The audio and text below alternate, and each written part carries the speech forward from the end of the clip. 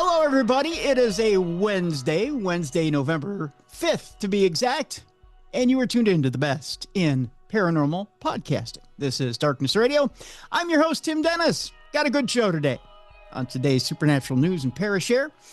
But first, I need to bring in our co-hostess.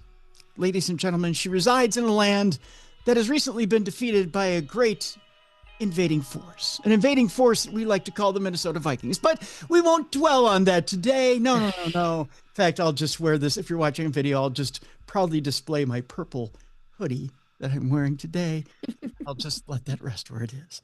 Ladies and gentlemen, here she is, the queen of the macabre, the one, the only, Mallie Fox. Mallie, how you doing? Are you licking your wounds today? Are you all right? I haven't to see if you're under much I knew you were going to bring that up. When we lost, I was like, Timmy's going to have a field day with this. He's going to bring it up. Well, I'm concerned for you. That's all. I know. What the hell happened there? We were just sucking. You know what happened? The tsunami known as J.J. McCarthy. That's what happened. Yeah. You know, there's too much. There was too much coverage of Aiden Hutchinson talking about, I'm just going to go give J.J. McCarthy a couple of hugs. I'm just going to meet him back there, give him a couple of hugs. That's all right. Let him talk. How many hugs did he give him? I mean, he gave him one, and then he put a pinky on him, so it was like one and an eighth. That was it, right? All day long. Yeah. It's pretty funny. Yeah. Our team needs to do better. We haven't been doing very well. Well, I think you've been doing pretty well. You're first in the NFC North. Are we? I didn't think we were. Sure. I mean, tied for first, really, with the Packers. And the Packers lost to Carolina. Come on. I mean, come on. I mean, they're pretty much a non-issue. Oh, you better watch it. If you're calling the Packers not issue.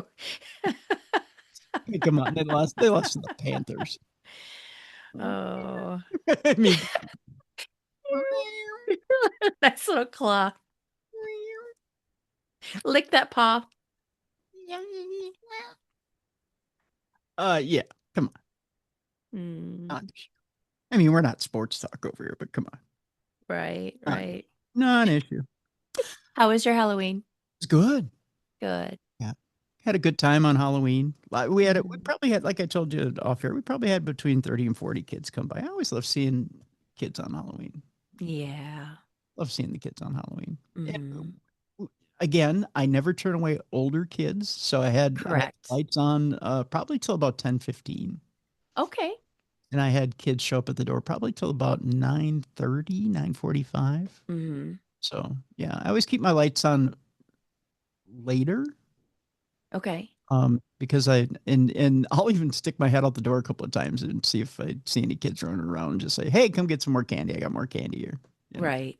I always get extra. So yeah. I think they're shocked when I stick my head out the door and be like, hey, come here, get some more candy. And they're like, I think I've actually busted up their teepee ring, but yeah. The one thing I don't like about our town is that we put a time limit on ours. I mean, I still stick around for like an additional hour because I figure it takes kids a little bit longer to get around, but they put a time frame, and I don't think you should do that for Halloween. We had some inclement weather, so I mean, we had some rain in between there, so I figured I'd keep it open a little bit longer because it was spritzing for a while. So and you don't like kids walking around in bad weather. So right. I figured some parents might pull their kids out for a little bit and then put them back out. So I figured we'd keep open for a little bit longer. Yeah. But and I had to work the next morning, so I had to work up in St. Cloud the next morning, so I had to be up at 3 a.m. So yeah, so for me to be up till and actually I didn't lay down till about 11:30. So yeah, I didn't get much sleep. I didn't get much sleep that night, but it was okay. That's all right. I didn't being sleep deprived before. Yeah. Our Facebook drama for our town is that some people are unhappy with the trunk or treats, but also that a lot of people, Yeah, because they're saying that they're taking away from people, from kids actually trick or treating. If you do trunk or treat, that's fine, but still go trick or treating.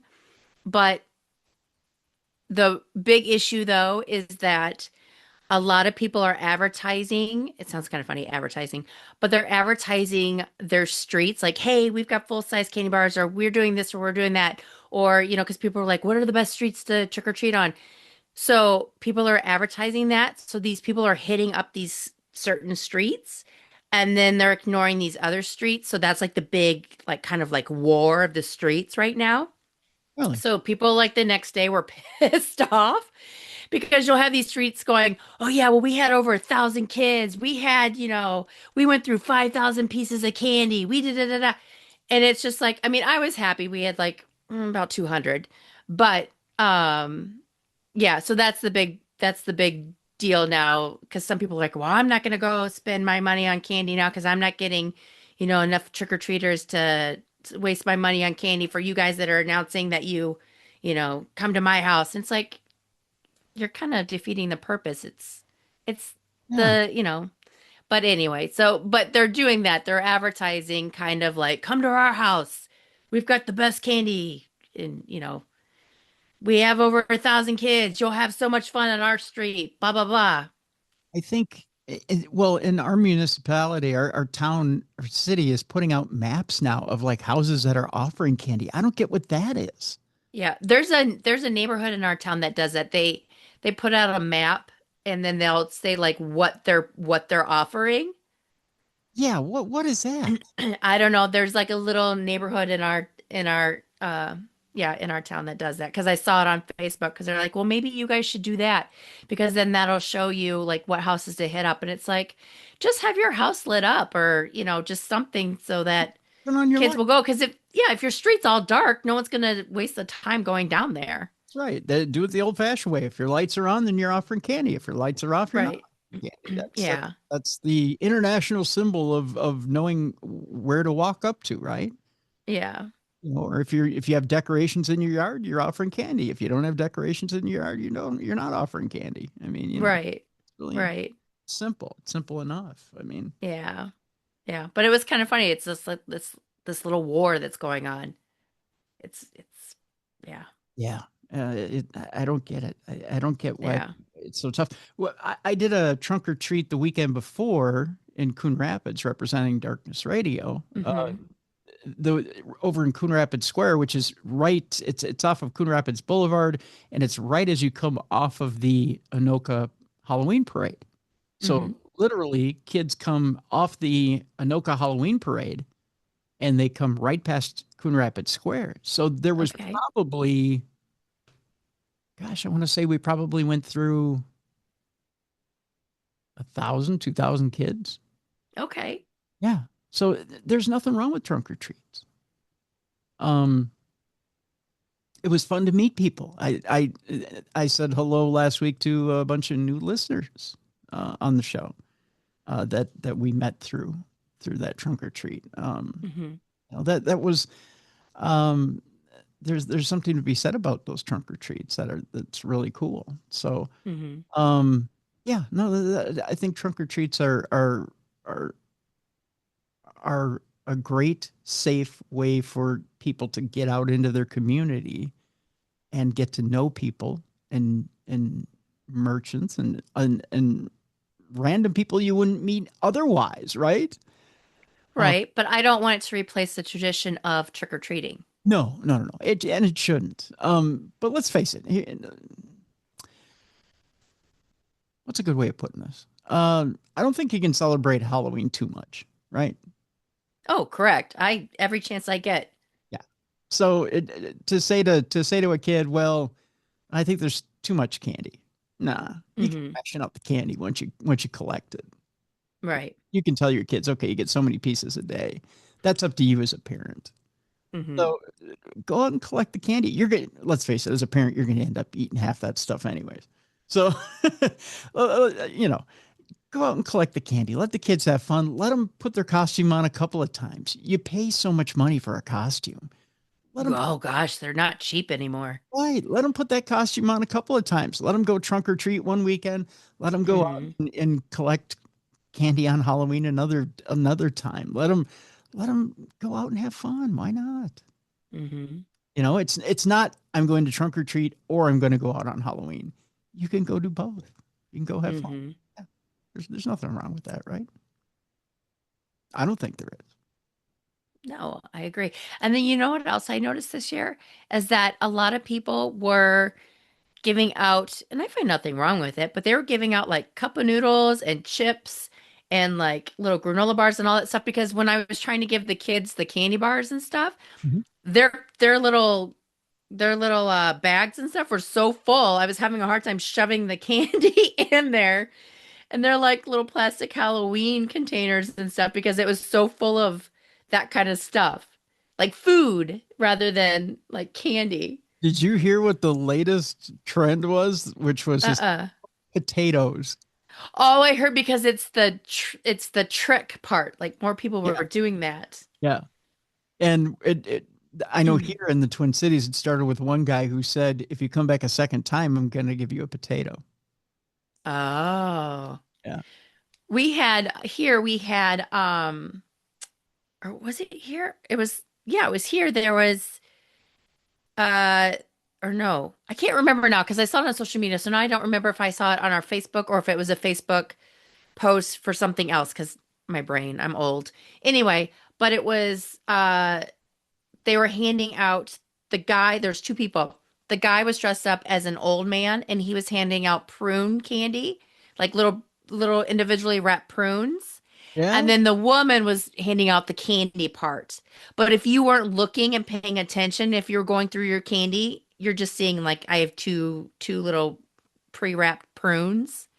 Oh, But if you were looking at the, who's passing out candy, you'd see like the guy was dressed up as a man handing out prune candy and the woman was dressed up handing out candy, like at one house. You know what I mean? geez. Yeah, but I can't remember now if that was here in Wyandotte or if that was just on social media. Now I can't remember where I saw the video. See, I, I pretty much know how many kids we're going to get, but like I told you off air, I overbuy candy. So I can take Hmm. and I can reach in and I can grab as big as my mitts are. I can grab Uh-huh.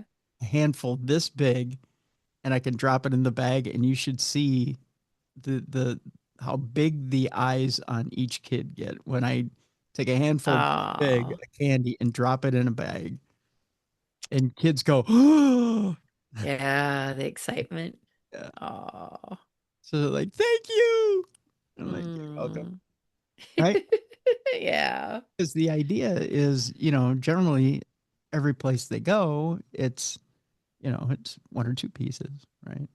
Yeah. And they're good. They got to work hard to try and fill that bag.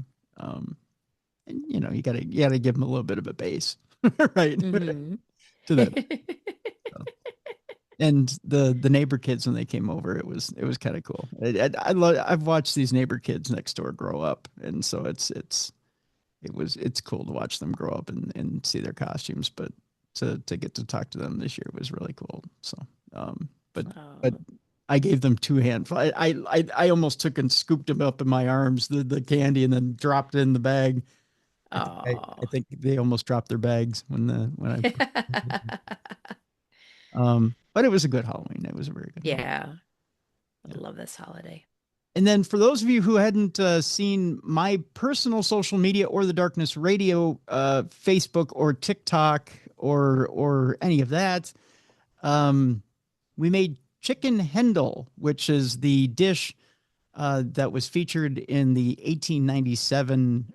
In the 1897 version of Bram Stoker's Dracula, but it was served to Jonathan Harker at the Hotel Royale as he was going to visit Count Dracula um, in Romania. So, in the reason we made it on Halloween night, well, Dacre Stoker and the kids at Mysterious Adventures Tours were partying at Bran Castle, so we decided to celebrate along with them remotely and have that dish and then give them a little shout out at the same time. So And it worked because they said hi back. So it was kind of Oh. cool. Yeah. So we kind of celebrated remotely along with them. So that was fun. Now, was that a cream sauce? What kind of Yes. sauce was that? Yep. It's there's paprika, sour cream, sautéed onions. It's pretty much that, and then some chicken fat, chicken stock. Okay. You really have to, yeah. The classic recipe calls for that chicken fat to be. Um, it's typically made with chicken thighs or chicken legs. Okay. We use chicken So breast. dark meat. Yeah, I'm not a dark meat fan. Right. We use white meat. Um, Okay. so it wasn't quite as rich as it should be. Gotcha. I would say if you like a little more flavor, you're probably gonna want some salt and pepper in it. Okay. Gotcha. Yeah. But but didn't use any salt and pepper in it. And it's got a little bit of you probably want to throw some garlic in there too. Uh-huh. Yeah. So But then you can't ward off the vampires if you use garlic. that's true. That is true. You got that right. Um, that's true. Um, but it is a very tasty dish. That's Uh, for certain. We also put some potatoes in there, some boiled ooh. potatoes in there, diced up, not mashed or anything like that. Sorry, kids, they didn't have mashed potatoes in 1897, and some boiled Brussels sprouts. So yeah, good stuff. It was a very good meal. Very good meal. Uh, Very I healthy. just said pizza. That was my Halloween meal, pizza. Which I'm sure they had at the Hotel Royale in Yeah, 1897. exactly. Yeah, they had Romanian pizza, I'm sure, back then as well. Yeah. But I wonder what kind of pizza they had. I'm sure they had lots of garlic on that too. Yeah, exactly. Mhm.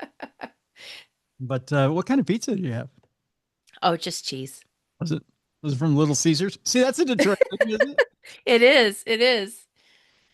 It is a Detroit thing. You didn't have Little Caesars, did No, I just popped one in the oven. I had a frozen one because I had to go solo. My kids, they were in the semifinals for football. So they had a football game that night. you? You They were in know, the playoffs. uh, the school where my youngest nephew is going to be attending next year Hmm. was in the playoffs that night, and so they won Yeah. that football game, and unfortunately they got beat. So Yeah, they did as well. So they got to have they celebrated a little bit passing out candy and stuff with me for like a half an hour and then they went off. So I was left alone. uh-uh. I See? know that's the first time I was left alone passing out candy for a long time. And even my bonus daughter was like, it didn't feel like Halloween because she didn't have a Halloween party to go to that night or trick or treat with her girlfriends or do any of that stuff that night. So she was just like, meh. See, you and Jess were in the same boat on Halloween. Her youngest daughter didn't go out for the first time trick or treating, Hmm. and Yeah. both her and her husband felt lost. They didn't know what to Yeah. Yeah, it was weird. It was weird. I mean, my house and everything was decorated, but I'm not used to being by myself. Yeah. So, yeah. Well, I'm sorry. Well, Yeah, it's okay. I keep you up to with my neighbors and stuff.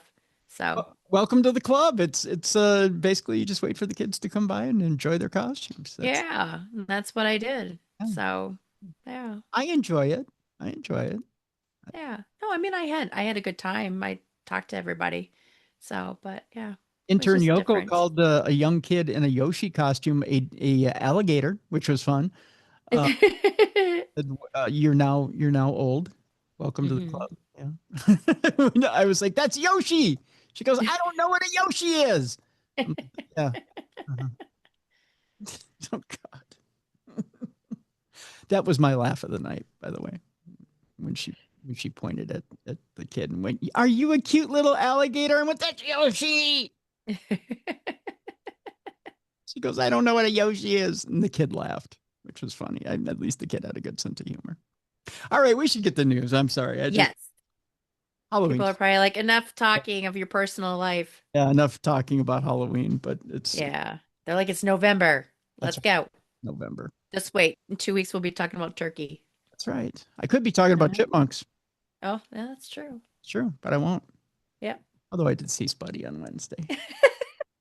Yeah. But And there we go. that's a conversation for another day. Let's jump into it, shall we? Lots of fun stories this week. We will eventually get Kim Kardashian into our conversation today. Oh, okay. All right. I don't know if you heard the story this week. Kim Kardashian's in our news today.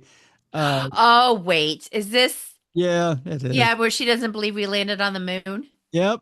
Okay. Hope we'll get into it. Believe it or not, Majorie Taylor Greene is in our news today, and Steven Spielberg. Oh, okay. In there. That's all in the front part of our newscast today. On the backside, and flying cars. We'll get into flying cars in the front part. Yeah. Like the Jetsons? Yeah. We may have flying cars, and it may be before the end of next year. Oh.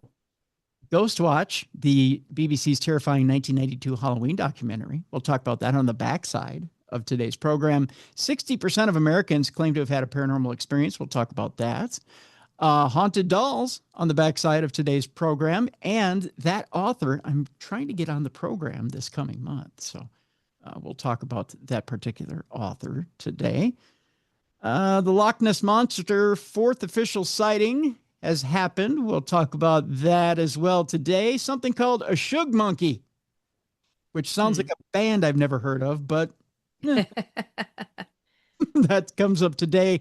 An update on Amelia Earhart and much, much more. But first, let's talk Michio Kaku and Three Eye Atlas, because according to him, he may think that Three Eye Atlas is an alien craft. Again. Well, now it was the other scientist who thought it was. Oh, gotcha. I'm getting them mixed up. Michio Kaku, I actually think, has some sense in his head. Okay. And he's saying, now this alarms me a little bit. As the mystery behind Comet 3I Atlas, the third interstellar interloper, visits our solar system and it continues, there's a fringe group of astrophysicists and science educators who are more excited about the object. Professor Avi Loeb, the one who keeps saying that 3I Atlas is an alien, first speculated that 3I Oumuamua, the first interstellar visitor observed, was of extraterrestrial origin, believes October 29th, 2025 could be a black swan event. It is the day when Comet 3I Atlas will go behind the sun, making it impossible to spot or track the third interstellar visitor in the humble solar backyard. That is contrary to what NASA states in its blog, of course. It states Comet 3I Atlas poses no threat to Earth and will remain far away. The closest it will approach our planet is about 1.8 astronomical units, or about 170 million miles, or 270 million kilometers. 3I Atlas will reach its closest point to the sun around what would have been October 30th of 2025 at a distance of about 1.4 AU, or 130 million miles, or 210 million kilometers, just inside the orbit of Mars. Now, Michio Kaku, the popular science educator, host, and professor of theoretical physics at the City College of New York, has opened up about the icy space rock cruising at around 130,000 miles per hour. In his recent interview, the Harvard and UC Berkeley alumni stated, "It is the third known object from outside our solar system. So what's the fuss?"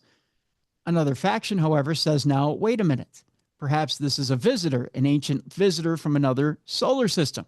He further adds, and perhaps this week we could have a test of it. That's right. This week, it turns out that the asteroid and or comet will be whizzing around our sun. And if it picks up extra energy at its flyby, that would clinch it. That means that there's extraterrestrial intelligence involved. So watch for it. So in other words, as it whizzes around the sun, if it picks up energy, this thing is sentient. Okay. All right. I get it. Michio Kaku continues. On October 30th, starting then, we're going to track it to see whether it gets an extra boost of energy. If so, it means we're being visited. Oh, so okay, he says. Speaking about the Oberth effect that Professor Avi Loeb also mentions in his Medium blog, Professor Michio Kaku quipped, if it's not a giant rock and it could be a sign of life out there, something's got to be steering it, right? That's right. And as it goes around the sun, there's something called the Oberth effect. The Oberth effect says if you were to whip it around the sun, you would pick up extra energy in the process. So we're going to watch for it. The energy in must equal the energy out, according to the ordinary theory. But if that's not true, if there's more energy going out than in, it means that there's an extra energy boost coming from whipping around the sun, and that requires intelligence. He presents an acid test theory for 3i Atlas. As it whips around the sun, if it picks up extra energy, bingo. It means there's intelligent life that is guiding the motion of this object. He says that in itself is interesting. So with that, Mallie, it's whipping around the sun right now. It is? Yeah, as we speak okay, right now, it's going around. But have they noticed, because that was, 5 days ago? Because they said as of October 5th. So have they noticed that there's an increase of energy? Nothing's been said. Or October 30th, I mean, not October. As of October 30th. Nothing's been said as of yet. Oh, okay. Yeah. All right. But pure speculation here. Mm-hmm. Because nothing's been said yet. Do you think this thing is an alien? No. I don't either. I think it's a comet. Come on. They need to move on to something else. I know. It must be a slow day at their office. Yeah, I think so. Yeah. Yeah.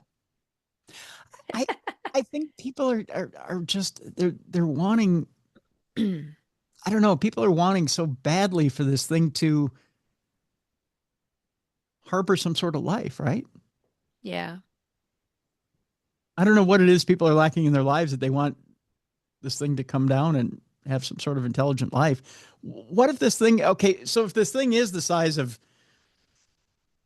this gigantic, well, let's just say it's this gigantic spaceship and it's hurtling at us, who's to say it has good intentions? Right.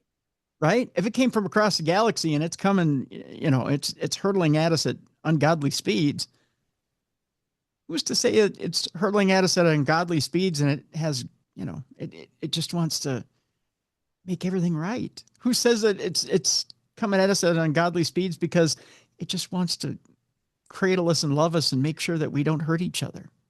Yeah. Mm. Maybe it's hurtling at us because, it's in danger itself and it just wants to take over our world and take resources. Yeah. And leave us a dead husk.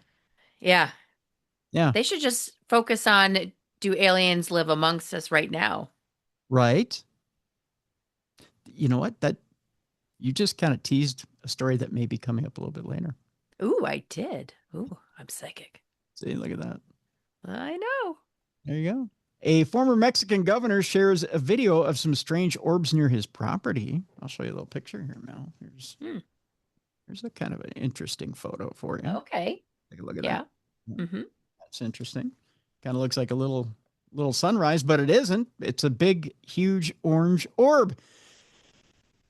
Jaime Rodriguez recently sparked debate online after sharing a series of clips of the phenomena. The former governor of Nuevo León, Rodriguez, had become aware that mysterious orb-like lights had been seen on multiple occasions moving around on the hills surrounding his ranch at night. In a social media post, he shared a compilation of video clips clearly showing the strange orbs or orange orbs hovering and moving across and moving slowly around on the hillside.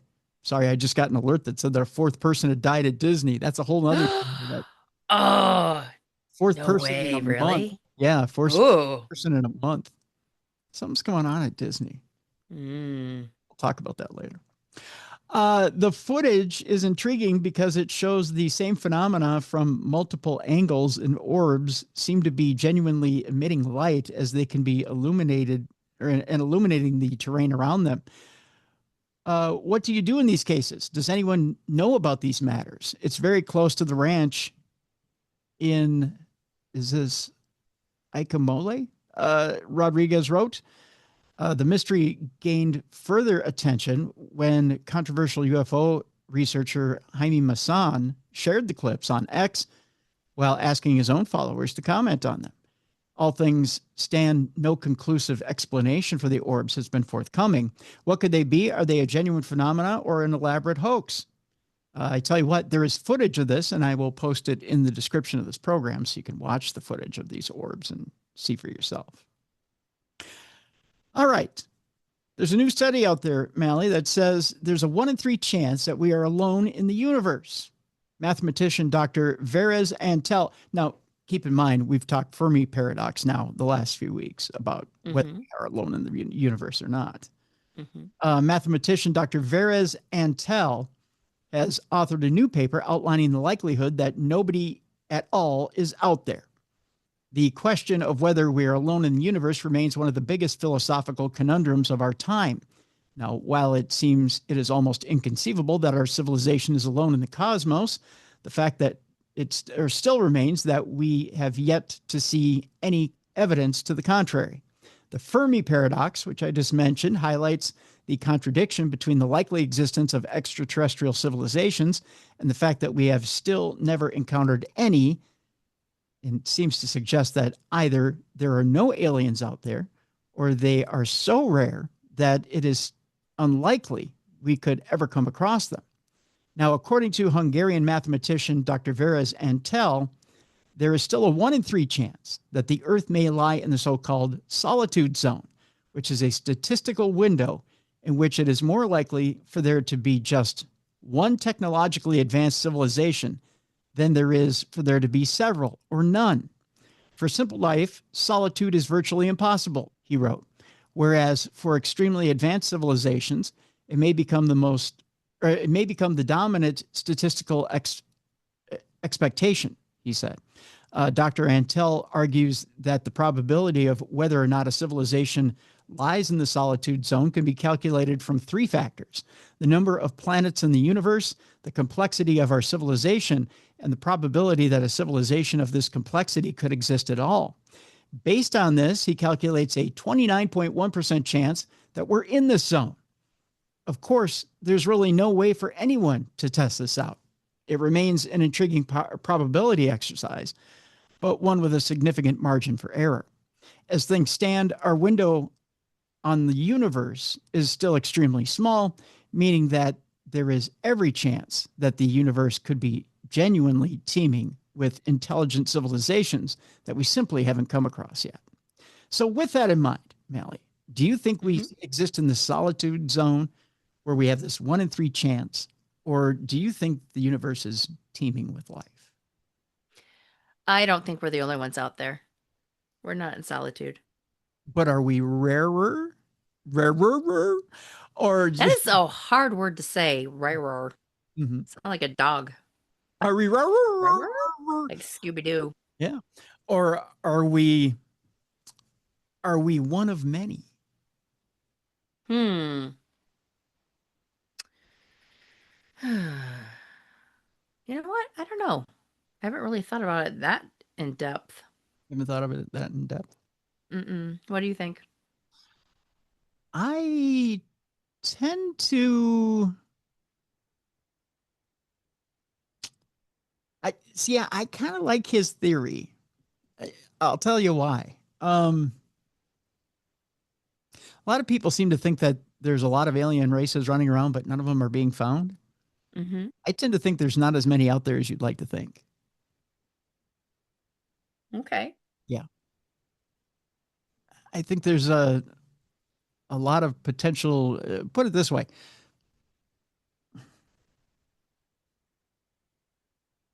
I think there's a whole lot of grass to play on out there, but not a lot of things out there playing on it. Okay. Yeah. There's the potential for life out there. Just don't think it's been developed yet. I think it's almost like I'll put it in a religious sense, but don't take it in a religious sense for a lot of our listeners. I think it's like God put the canvas up, but he hasn't finished painting. Okay. Yeah. That's a good way of putting it, I guess. just Mm-hmm. in short. It's just an analogy, right? Mm-hmm. It's the only way I can explain it. Universe to Okay. me, I guess, I think is still pretty young. Mm. I mean, it's old, but I still think it's pretty young. Right. No, I like that point of view. Yeah, I think it still has a ways to go. So, yeah. All right. Before we get to the what may be out there and what we'll do with it and what, Mm-hmm. you know what? No, let's talk about other theories. And then I want to talk about, we're going to get into the theories part of things. Okay. We've already started talking about our theories. And then we'll talk about the stupidest theory of all. What I think is the stupidest theory of all. Let's talk about another theory. Marjorie Taylor Greene comes out this week and says aliens may be demons. Not necessarily. Okay. It's a theory we've heard before. In fact, our good friend, our demonologist friend has come on and said this before. Demonologist and has come on and said he believes that they're one and the same. And they've showed themselves to him as that. So Marjorie Taylor Greene is not far off from the truth, right? She tells us to Bill Maher, though. Mm. Why would you tell Bill Maher this? Right? Let's get into this and find out. The Georgia politician and conspiracy theorist made the unusual remarks during a televised interview. There's no doubt that there are countless people across the United States who believe that we are not alone in the universe, but for some, the UFO phenomena is perhaps less about aliens from space and more about angels and demons. Believe it or not, she's not the only person to believe this. This isn't far off. During an appearance on Friday's Real Time with Bill Maher, U.S. House member Marjorie Taylor Greene expressed one such viewpoint with the topic of UFO disclosure and when it was brought up. In particular, I'll say this. She suggested that demons might be an explanation for sightings of UFOs. Do you think demons and the devil are real? Maher asked. By the way, Bill Maher is not the best person to talk religion with. He's a he's a staunch atheist. So hard person to talk religion with. Absolutely, I'm a Bible-believing Christian, Greene replied, and I believe those could be fallen angels. Fallen angels? The aliens are fallen angels? Asked Maher. That's possible. I think that's what they could be, said Greene. That's what makes sense in my worldview. Another participant on the show the same time was the Fifth Column podcast host, Michael Moynihan, who was also asked whether he agreed with Greene's stance. No, he replied, I'm sorry. Interestingly, Greene is not the only prominent U.S. politician to suggest that the aliens may be demons.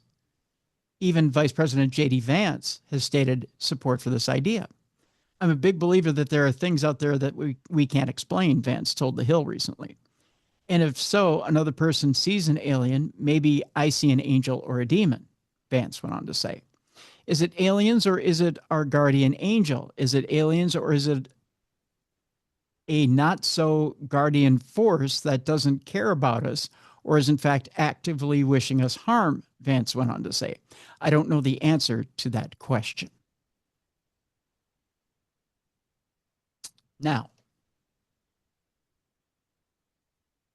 when somebody that's higher up in the government says something like that, Mm-hmm. don't take it with a grain of salt, but also listen carefully when they say that. Okay. Because they've been told something. They've been told something that you haven't been. So you're thinking there's like a hidden message in what they're saying? Mm-hmm. They know something you don't. Hmm. I truly believe that. I truly believe they have information that we don't. I really think that there's a left hook coming here somewhere. I don't think this is the alien phenomena is all sweetness and light. So you're saying that you think that she's hinting that aliens are bad, that they have bad intentions, or what do you think she's hinting? I truly do believe that. Yeah. Yeah. That she's trying to somehow she's giving you mainly her belief, but I think she's also trying to let people know, hey, it's not all what you think. Okay. There shouldn't be a with this disclosure comes a lot of pain. Okay. There's not a lot of happiness there. You shouldn't Yeah. be looking for sweetness and light in salvation, in disclosure. I think is what she's trying to get down to. There's no easy answers, right? That Okay. they're not here to help us. I think is what Mm. she's trying to tell us, right? And you wouldn't think for certain people on certain sides of the aisle, they'd say, well, Marjorie Taylor Greene isn't the person you should be looking to for answers. But here's the thing. It doesn't matter what side of the aisle you're on. The Right. information is the information, right? Hmm. Certain facts don't lie. Facts are facts, right? Right. I just from certain people we've had on the show Hmm. and certain experiencers we've had on the show, I can tell you something's rotten in Denmark. Mm. It doesn't add up. Now, Okay. here's the contradiction to this whole thing. Okay. Well, Marjorie Taylor Greene is telling you, I think they're demons. Hmm. My cousin over there in the Vatican says, you know what? Actually, it's his chief astronomer. Says the Pope would baptize an alien. I want you to think about that statement. Why would the Pope baptize an alien?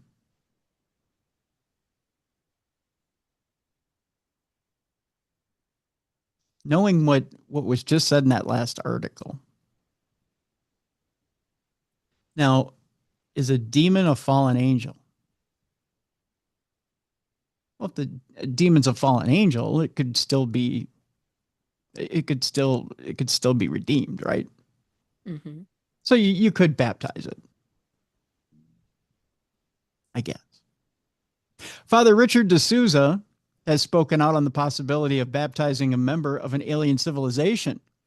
While it could be fair to say that the subjects of religion and space exploration don't typically come up at the same time, the mysteries of the universe are still on the Catholic Church's agenda, as evidenced recently by Pope Leo's appointment of a new chief astronomer, Father Richard D'Souza.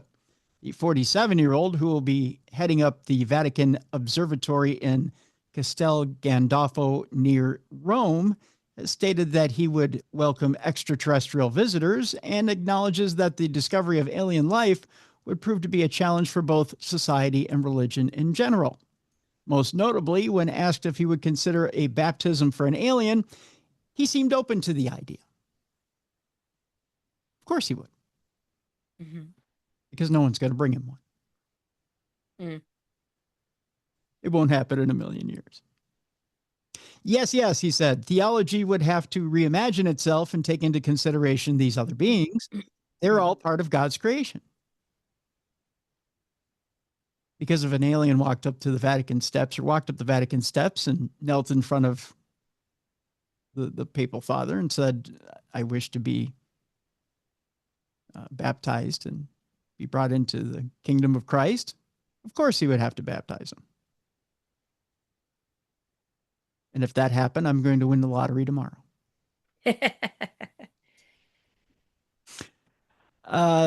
They would be children of God. I believe in a benevolent creator, he said. He is behind everything, is what Father D'Souza said. That said, he did note that baptizing an alien would pose some obvious logistical challenges.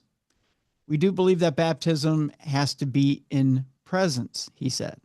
The question would be how to teach them or how they would teach us. They are the practical problems to solve before we even talk about baptism. But would an alien civilization even have a religion, let alone one compatible with those of the earth?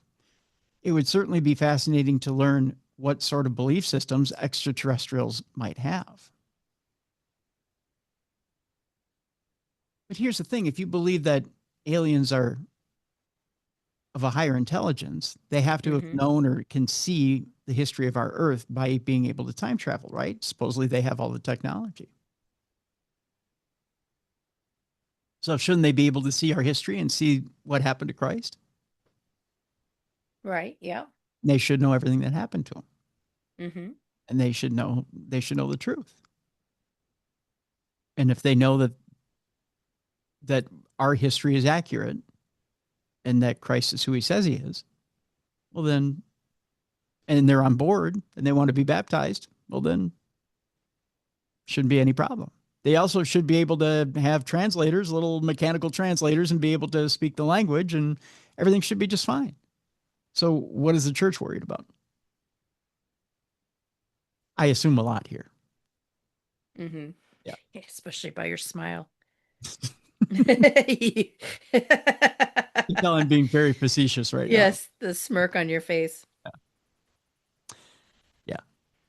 I like being a smart ass. It's kind of fun. But you could tell, yeah. Chances are, if an alien's coming from a different world, it probably has a different God. Mm-hmm. Yeah. It's probably not gonna worship your God. Let's move on to our next story. Oh, our next story, the final story, the one that's the nail in the coffin. Mm-hmm. And all of you can start to clench your sphincters here. Law student, potential future lawyer, current actor, and horseshit philosopher Kim Kardashian has insisted that the moon landing didn't happen as she spreads crazy conspiracy theories. Are you ready for these? I take it you've heard the story over the week. Well, that's my guilty pleasure, is to watch the Kardashian show on Hulu. Oh, so you've heard them. Yeah, I watched it. Yeah. Did you? What'd you think? Yeah. I don't agree with her, but anyway, that's my personal opinion. The reality star brought up the idea that the moon landings were all a hoax on her high-profile TV show, which Mallie could weigh in on if she'd like. The notion that the Apollo moon landings were all faked has been around for a long time. And I'm sure we have a few listeners to the show that would agree. However, you can shoot holes in those theories as well. Moon rocks. That's a big one. Though in more recent years, it's something that we haven't heard so much about, perhaps because fewer people believe it to be true these days. Nonetheless, U.S. celebrity Kim Kardashian has managed to bring this particular conspiracy theory back into the limelight by mentioning it in a recent episode of The Kardashians. The topic came up behind the scenes while she was filming a new show with Sarah Paulson. And actually, Sarah Paulson brought it up in some interviews as well. I'm sending you a million articles with both Buzz Aldrin and the other one, Kardashian told her. I'm glad she could name him by name. Before reading more than an article detailing which part of the expedition Aldrin had found the most scary. There was no scary moment because it didn't happen, she continued.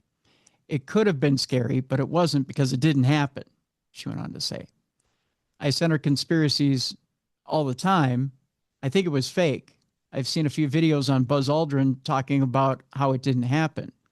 He says it all the time now in interviews. Maybe we should find Buzz Aldrin. To look at the bottom of a coffin. Her comments went on to generate so much debate on social media that even NASA found it necessary to issue a response to set the record straight. Yes, we've been to the moon before 6 times, wrote Acting Administrator Sean Duffy. And even better, NASA Artemis is going back under the leadership of President Donald Trump. She can go with them if she'd like. I'm sure they'll save a seat for her so she can know it's real. Mm-hmm. Promise.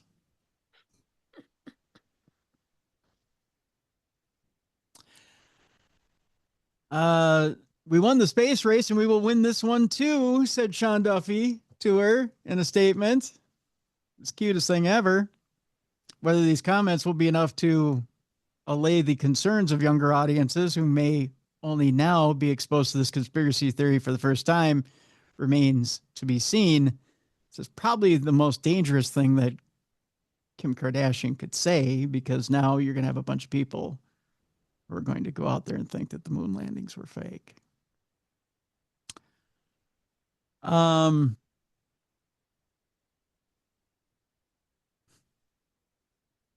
The stuff that she tries to bring up to Sarah Paulson is kind of funny. Stuff like, well, the flag, there's no air up there, so why did the flag move? Mm-hmm. And I think she brought up like the footprint. Yeah, the footprint. Oh, God. Yeah, because there's no such thing as like solar winds or anything like that. Mm-hmm. You know, I mean, she kind of said it with like a smile. So, I mean, I think she was getting a kick out of it when she was saying it, like kind of half not believing in it. I don't know. Like trying to get a rile out of her, kind of. I yeah. don't know. There's page 6 has a little bit more. They say that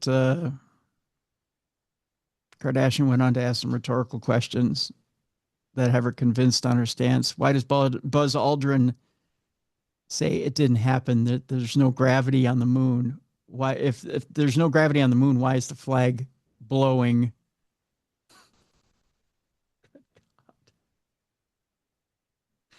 And she wants to be a lawyer. She thinks she's going to pass the shoes that they have in the museum that they wore on the moon have a different footprint than the photos.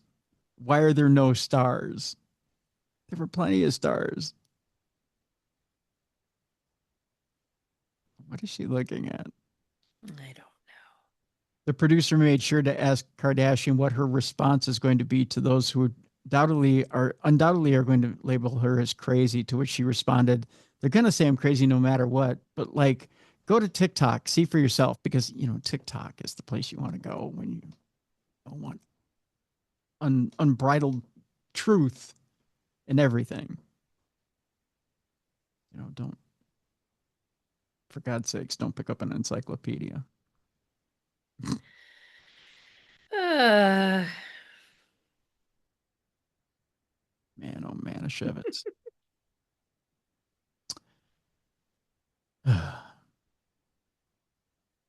Yeah. I, I just, she wants to redeem herself. Film an episode at NASA. That's all I ask. Film one episode at NASA. Yeah. Yeah. Because she spent all this time trying to build up her reputation Mm-hmm. as being somewhat smart, and then you take one pin and you let all that air out. Yeah. You know? Mm-hmm. Yeah. Let's move on. Last story before we go to break. Elon Musk is teasing the reveal of a flying car before the end of the year. You too can blow up like a rocket on a. That sounds great. Got a picture of him here standing next to a car, which may have blown up somewhere on a road somewhere near you. Mm-hmm. It's kind of a cool looking car. It is a cool looking car. It's probably not his. The tech billionaire has seemingly set his sights on fulfilling the dream of building a car that can actually fly. Flying cars seem to have been just around the corner for decades now, and while human rideable drones have partially moved to fill the niche, they still don't really have fulfilled the dream of genuine flying cars like those seen in science fiction movies, such as Back to the Future Part 2. By the way, this year, 40th anniversary of Back to the Future. Get out. Really? It's been that Seriously? long? Oh my Yeah. God, we're old. I mean, not only 50th Oh, anniversary of Rocky Horror Picture Show, but 40th mhm. of Back to the Future. Wow. Yeah. Now, though, it seems as though Elon Musk may finally be about to make the idea a reality. Speaking on the Joe Rogan podcast recently, Musk hinted at the reveal of a flying vehicle that we might even get to see before the end of this year. We're getting close to demonstrating the prototype, he said. One thing I can guarantee is that the product demo will be unforgettable. Unforgettable, he says. Probably because it's going to blow up as the minute you start it. Stop. It's just going to Don't put it out in the boom. universe. Well, everything he makes blows up. Name me something he's made that hasn't blown up. Well, it has to blow up first so you can get out the kinks. Not a, name me another company that makes something that blows up every time they try it. I'll wait. I don't know. Okay, I don't have an answer for you on that one. Don't put me on the spot. I'll think about it at 1 o'clock in the morning. I'll text you. I'll be like, I got an answer for you. There's no other company, Mallie, in this world that tests that considers it a success every time they make something that blows the shit out of it. And it goes, well, that was a great test. Unbelievable. Whether it's good or bad, it will be unforgettable, he says. See, that's his quote. Whether it's good or bad, it will be unforgettable. In other words,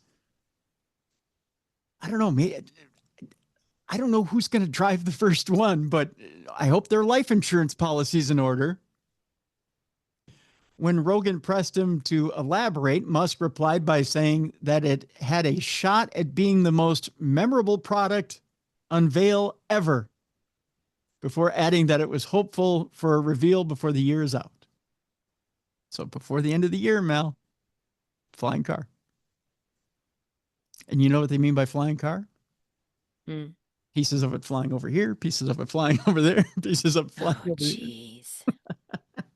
Well, I wish him luck. Before anyone gets too excited, though, it's important to note that Musk has been talking about building a flying car for years, so it isn't exactly a new claim. Still, if such a thing actually does materialize this time, and potentially quite soon, it will certainly be interesting to see what the billionaire has actually come up with. So, flying car. I want a flying car. I want one that's going to stay together when I start it up. But you know, we'll see. We'll see. All right.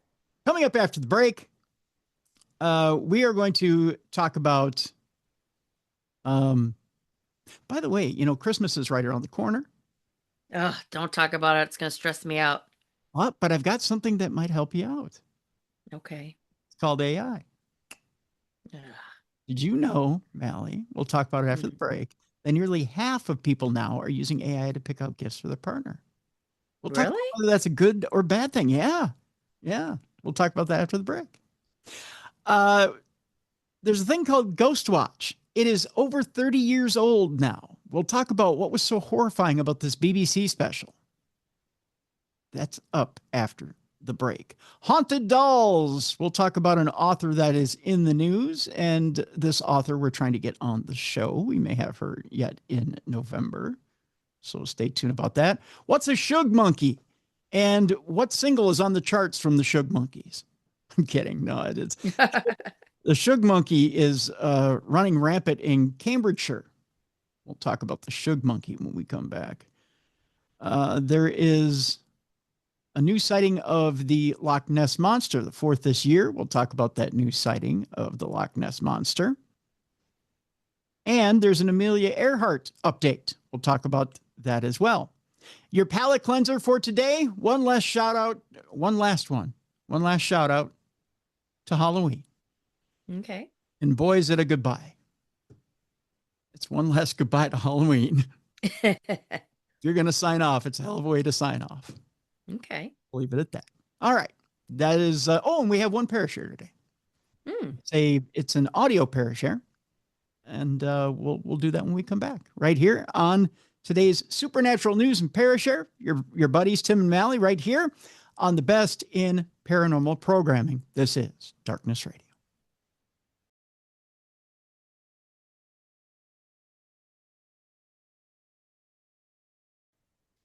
Welcome back to the best in paranormal programming. This is Darkness Radio. I'm your host, Tim Dennis. My co-host is Mallie Fox. Mallie! Yes. Guess why I saw this last week? What? It's us, buddy. Oh. Yeah, I think probably for the last time this year. I'm not quite sure, but she, I was headed out to, my van broke down for the 475th time this year. I'm sorry about that. All the brakes went all at one time. I don't know what the deal was. And it happened probably for the second time this year. But went to go pick up my van from the shop. And as I'm walking out to go get the van, there she was sitting up in her bed. Yes, I have a bed, my chipmunk. Yeah. Sitting up in her bed, eating a blueberry. And she kind of looked up at me and I looked up at her, and I hadn't seen her probably in about 2 weeks. I mean, it'd been a while. I know she was out there because she'd been storing away her peanuts frantically, by the way. I know it's going to be a heavy winter because she is putting away the peanuts and the blueberries. Mm-hmm. But if such a thing can be said with glee and pride and love, she was looking as fat and happy as ever. She's putting on her winter coat. And she kind of looked up at me, and I looked at her and I said, Spuddy. And she looked at me and kind of like, hello. And I just told her I was happy to see her before she went into torpor and went to sleep. And I said, you're kind of up kind of late. Because, she normally goes down right around the middle of October. Mm-hmm. So I know that she's behind collecting, or she needs to collect more before, needs to get work in before winter. And I know it's going to be a heavy winter. And I just kind of had my little conversation with her. But she was very intent. She was very focused on me when I was talking to her. And intern Yoko noticed that. She was like, you know what? She's really listening to you.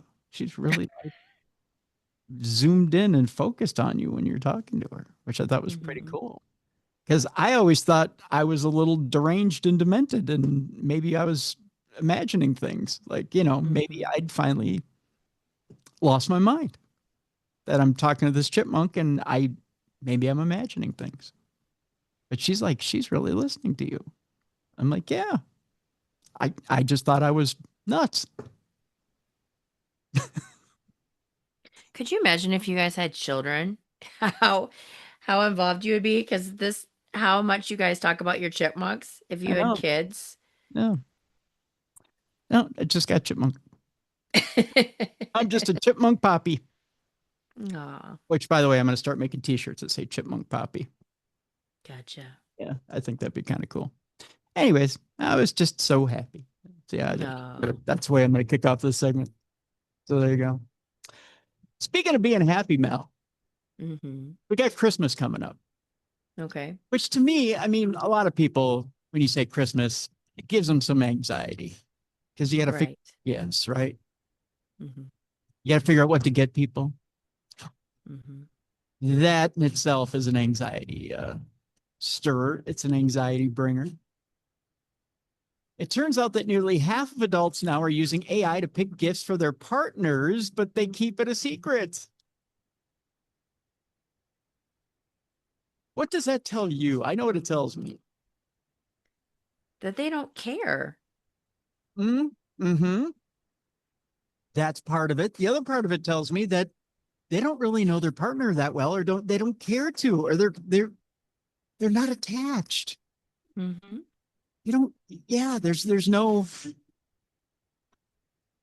empathy. Yep. There's no real emotion behind the relationship. Yeah, they're just buying something to buy something. Right. It's like, I don't care to get to know you. We're together. I know what I like about you. You fulfill a need in my life, but I don't know that you're I don't know that I really am into you that much. That's what that says. Mm-hmm. I'm gonna let some machine pick something that should really be from the heart, right? Mm-hmm. Because the idea of a gift is I put thought and time and my heart and soul and energy into it, and this is what I think of it, right? Yep. People don't think of it that way anymore, I guess. Mm-hmm. So almost half of adults admit to using AI to pick gifts for their partner, with millions set to do so this Christmas. But almost a quarter of shifty shoppers have kept it a secret from their other half as they take credit for the bot's work. Men are the most likely crafty culprits, with almost half saying they would keep their sneaky hack under wraps, research by payment website Checkout has revealed. Josie Hughes from Eastbourne consulted the tech to find a gift for a 9-year-old who loves the outdoors and was wowed when it suggested a slack line.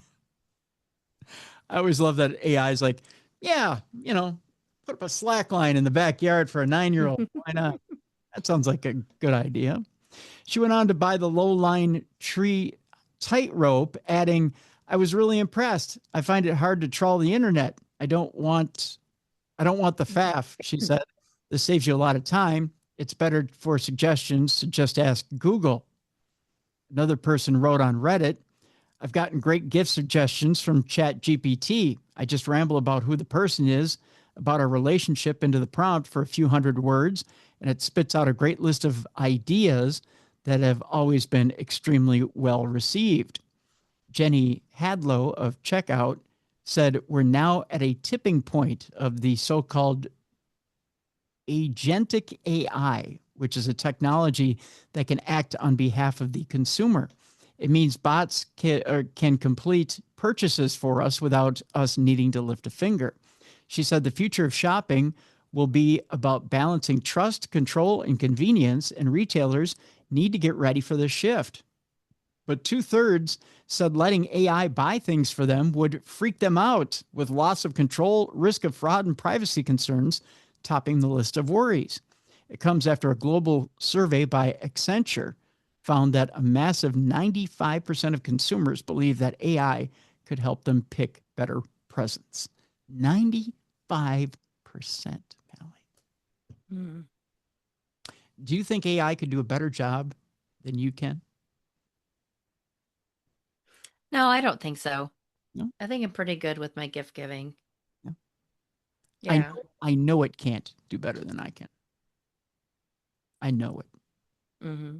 I tend to be, especially with the ones I really love and care about, AI doesn't know any better than I do.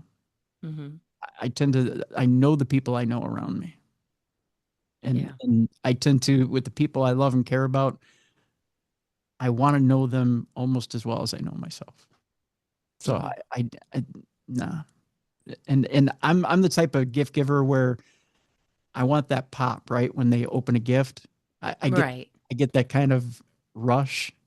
Yeah. When they open it and they're like, wow, that's everything to me. So Mm-hmm. I don't, yeah, I don't want AI involved at all. Mm-hmm. Yeah. It can't do the job I can. Mm-hmm. All right. Meanwhile,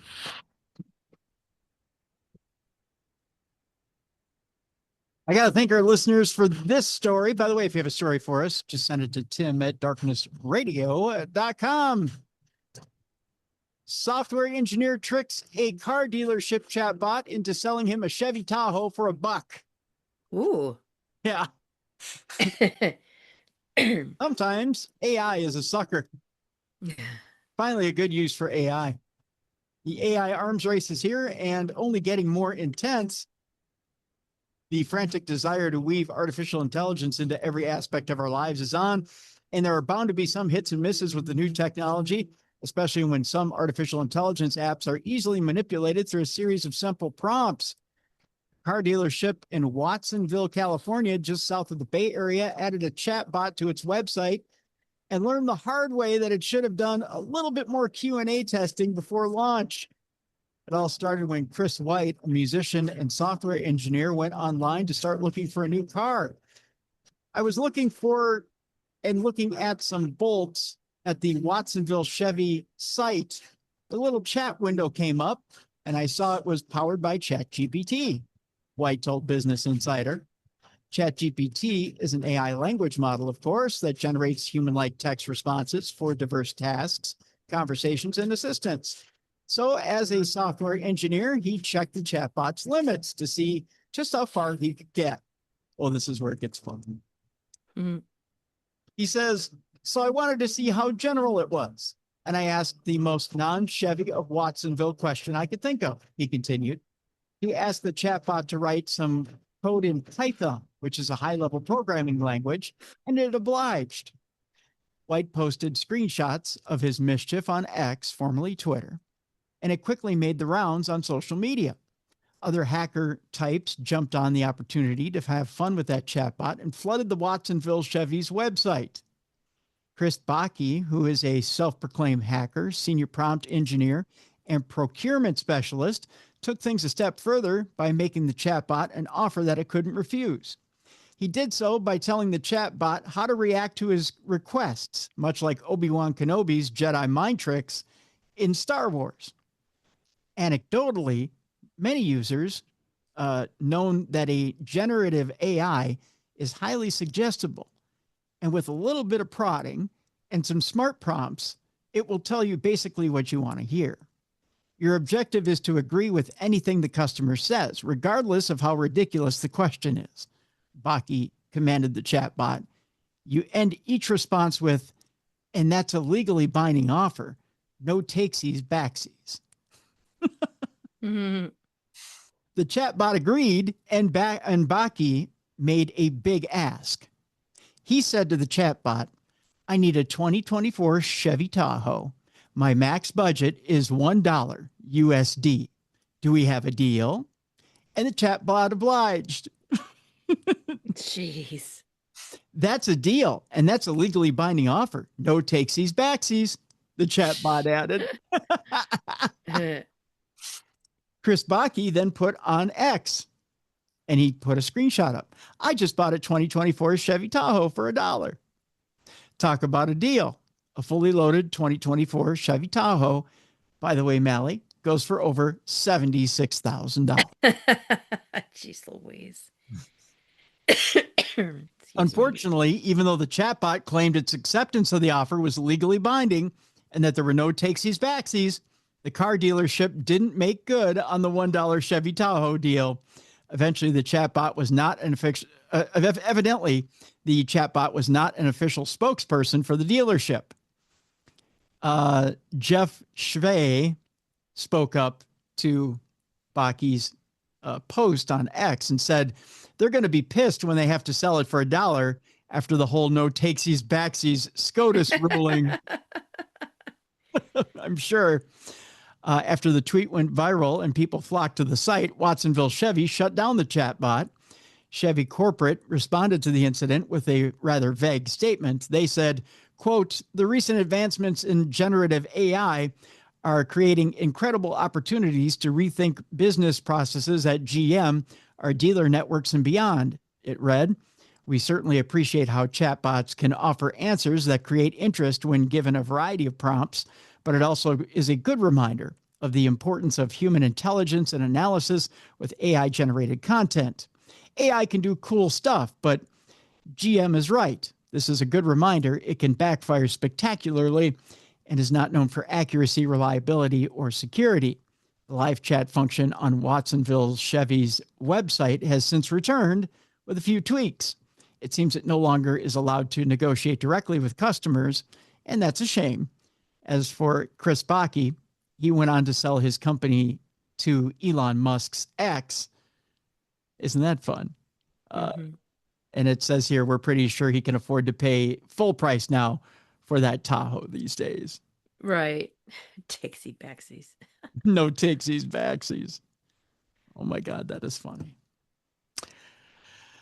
How would you like to end up with a Chevy Tahoe for $1, even though with $76,000. Right.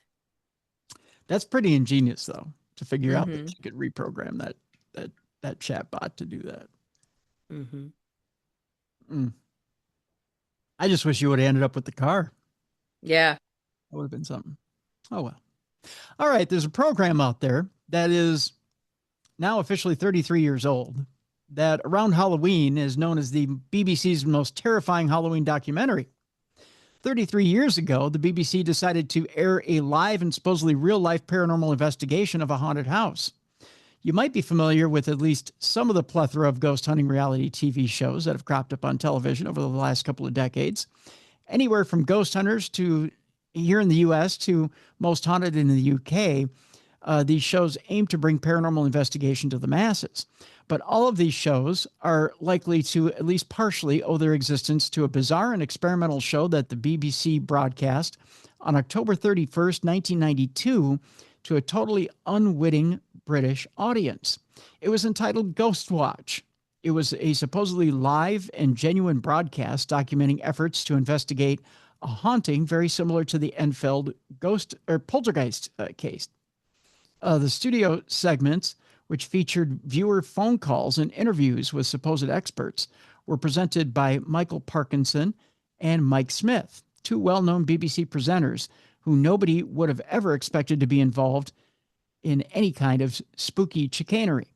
Craig Charles, who is best known for his role as Lister in Red Dwarf, headed up on-the-street live segments, while Sarah Green, another well-known presenter, broadcast from inside the house of a single mother and her young children who were the focus of an alleged poltergeist haunting. What made the show stand out was the fact that it was presented as a factual show, and it featured several sequences, including background appearances of a ghost and the alleged possession of a young girl, which at the time terrified younger viewers and generated numerous complaints. At the end of the show, those who were still tuned in were even led to believe that their collective viewership had enabled the poltergeist, which was named Pipes. That's not a scary name for a poltergeist, by the way. No, not at all. To take over the studio. While Ghost Watch would have been pretty uneventful if it had premiered today, for something like this to be shown in a primetime slot on the BBC with 10 plus million viewers in the 1990s, it was completely unheard of. Even to this day, the show has never been repeated, at least not in the UK. It remains one of the most notorious shows ever broadcast on British television. I tell you what, there's the story of Ghost Watch, the actual video for it that's connected to this article. So I'll post this in the description of the program as well, and you can get the full story behind Ghost Watch and get a feel for it and what it was. It's kind of an interesting story. Mm-hmm. I don't know. These days, that program probably would get panned, I think, if it aired on something like even the Travel Channel. Mm-hmm. Yeah. Our next story has to do with how many Americans claim that they've had a paranormal experience. 60% now, Mallie, are claiming that they've had some sort of paranormal experience. A recent YouGov poll has highlighted a widespread belief in the paranormal among people in the United States. As Halloween is now come and gone, many people are finishing up their costumes, putting up and taking down decorations. They've got their treats. They're finishing them off. For many, however, paranormal activity and encounters with ghosts are very much the real deal.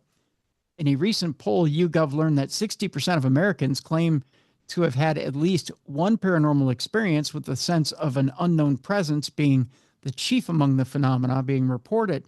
Phantom smells, unexplained sounds, weird temperature changes, and hearing voices were also commonly reported among those with a story to tell.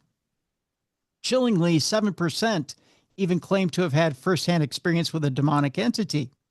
In addition, 18% of Americans claim to have lived in a purportedly haunted house, with this cohort also being among the most likely to have reported a paranormal encounter. In terms of general beliefs, 43% of the population believe demons exist, 41% believe in psychic abilities, while oddly a smaller number, 38% believe in ghosts. Around 50% of Americans maintain that some people possess supernatural powers, with 29% believing that they are one of those people. 10% even claim to be capable of seeing future events. The poll also found that around 6% believe that vampires and werewolves are the real deal. Doesn't say what the sample size is, however. So, interesting poll. That seems like a smaller percentage than other polls that have been put out in the past, doesn't it? Really? I thought the 60% was higher than. Well, the 60% is a higher percentage. Right. The other figures underneath seem like they're smaller. Oh, gotcha. Yeah. The undercard, so to speak, is a little smaller than normal. At least to me, it seems. Mm-hmm. Our next story has to do with a woman who's been tormented by a haunted doll, and she says it swears at me and calls me a terrifying name. I'm going to introduce you to Fiona Dodwell, who is an author who's welcomed a spooky clown doll to her home for research, hoping that this would give her firsthand insight into supposedly cursed objects. It was then that things got seriously creepy. Let me show you a picture of Fiona here. Okay. Actually, Fiona has a relatively new book out from Llewellyn Books, and I've been in contact with her over the last couple of weeks. I'm trying to get her here on the show. Mm-hmm. When Fiona Dodwell set about writing a book about haunted dolls, she had no idea she was about to experience the phenomena firsthand. The paranormal author, who has always loved a good ghost story since childhood, decided to adopt creepy clown doll Knock Knock Harry. It's an interesting name. Yeah. While working on her book, thinking this would bring about an extra dimension to her writing, she quickly realized that this was not an object to be toyed with. Fiona, who is an avid collector of all things quirky and vintage, purchased Harry from two UK-based sisters with a keen interest in paranormal objects, who warned her that he had some kind of energy attached. Although many would run for the hills at this point, Fiona remained undaunted. Speaking with the Mirror, she recalled, "I thought, well, I've got nothing to lose, you know. Something might happen, something might not. But I trusted these two sisters, and they take it very seriously. So I basically adopted this clown. And I thought it was, first of all, most people would say, a haunted clown doll here. And then most people go, no. Yeah. I don't know a lot of people who would go, oh, sure, haunted clown doll, I'll take it. Mm-hmm. I'll adopt it. Yeah. You would? No, I was just saying how she said I adopted it. I didn't know if you would or not. No, I'm okay. I'm not a big fan of clowns. Not a big fan of clowns? No. I see, I don't mind clowns. I think clowns are fine. So I might. Yeah. So Fiona says, so I basically adopted this clown, and it was quite a unique little nickname, Knock Knock Harry. It sounded quite sweet. But since owning him, it's kind of really opened up my eyes to the fact that these things really happen. Fiona never really expected anything to happen, but says it wasn't long at all before she realized that there was definitely something to her unique new addition. At first, this started out as a subtle sensation, with Fiona feeling goosebumps and cold spots and chills around the doll. The author of A Cursed Collection of Haunted Dolls, who doesn't regard herself as a psychic or medium, remarked, that felt quite significant. It happens, and it still happens a lot around him. But things didn't stop there. As Harry made himself at home, wordsmith Fiona experienced the intense feeling of being watched. Okay, that's a little creepy. She wasn't the only one, with friends popping over, becoming uneasy at the sight of the cheerful but undeniably creepy clown. According to Fiona, they say, well, it really feels like he's looking at me. Do you mind turning him around? And I actually understand what they mean, because there have been times where I've deliberately pushed him into a different position because the intensity of feeling watched by him is quite palpable. As time went on, curiosity got the better of her, and Fiona decided to try to communicate with Harry using a spirit box. Is that really a good idea if you feel like you're being watched by him? Probably not. No, but here we go. Uh, an electronic device, that spirit box, is used by paranormal investigators, which quickly scans through the radio frequencies to create white noise. Some believe that it can be used to pick up messages from the dead. And if you're of a nervous disposition, then you absolutely shouldn't try this at home.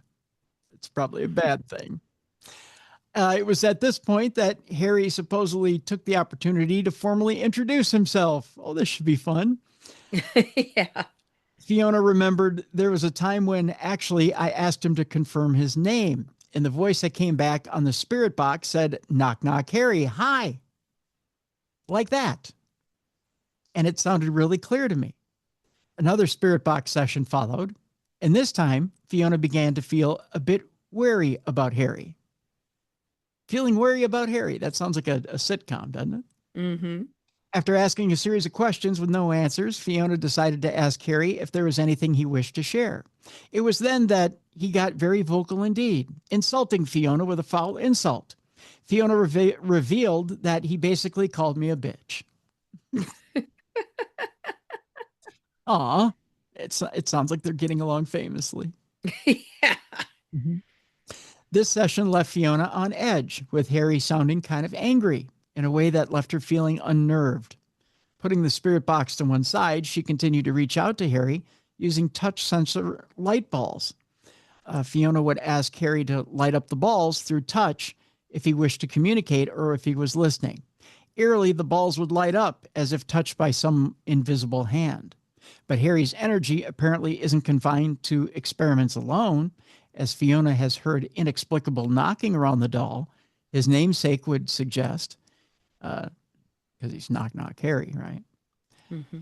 Even the night before speaking with the mirror, Fiona, who was unable to sleep, would hear knocking sounds from downstairs as she lay in the bed, which she has attributed to Harry's energy. Despite all this, Harry is still a fixture in Fiona's home, although she did have a few doubts after he so rudely swore at her. Thankfully, Harry has since been better behaved.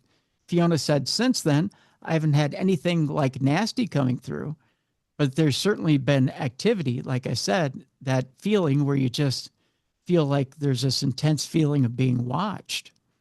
And there's been times where I've moved him to different positions in the house, and then really there's this kind of heavy feeling, and then done one of my experiments and I've had a voice kind of saying something like move shelf or move table kind of thing, where it's like I'm being directed to where he wants to be in the house, which is kind of interesting as well.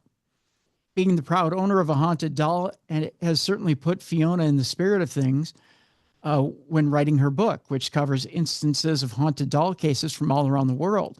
Readers can learn about Ed and Lorraine Warren's famous Raggedy Ann doll, Annabelle, and the antique Robert the Doll, which is said to curse those who insult it, as well as interviews with Ghost Adventures medium Patty Negri and individuals who have had their lives turned around by haunted dolls. Fiona has included a section about haunted or killer doll themes in horror, featuring interviews with Child's Play director Don Mancini and actress Jennifer Tilly, who played serial killer Tiffany Valentine in the movie series.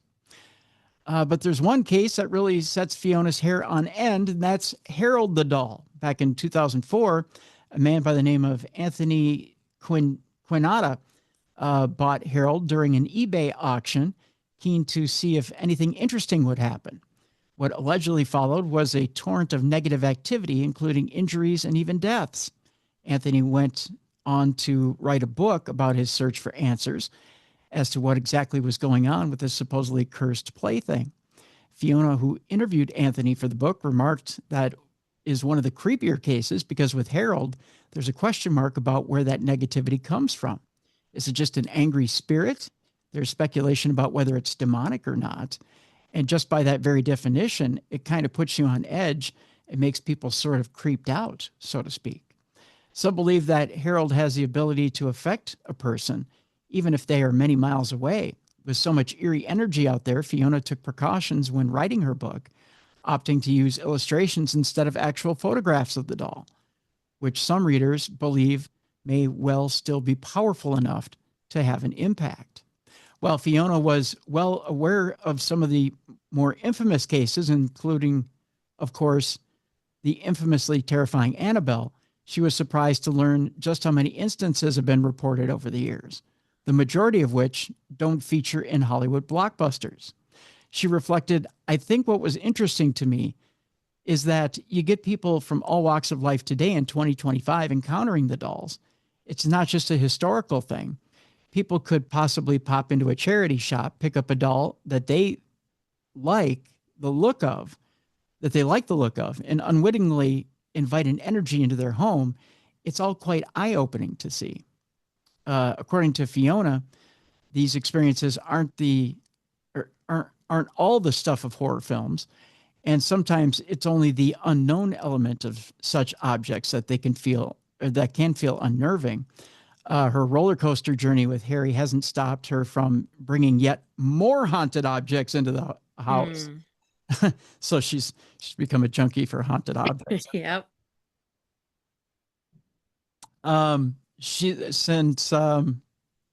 She's welcomed a spooky doll now called Edna, who was gifted to her during the writing process.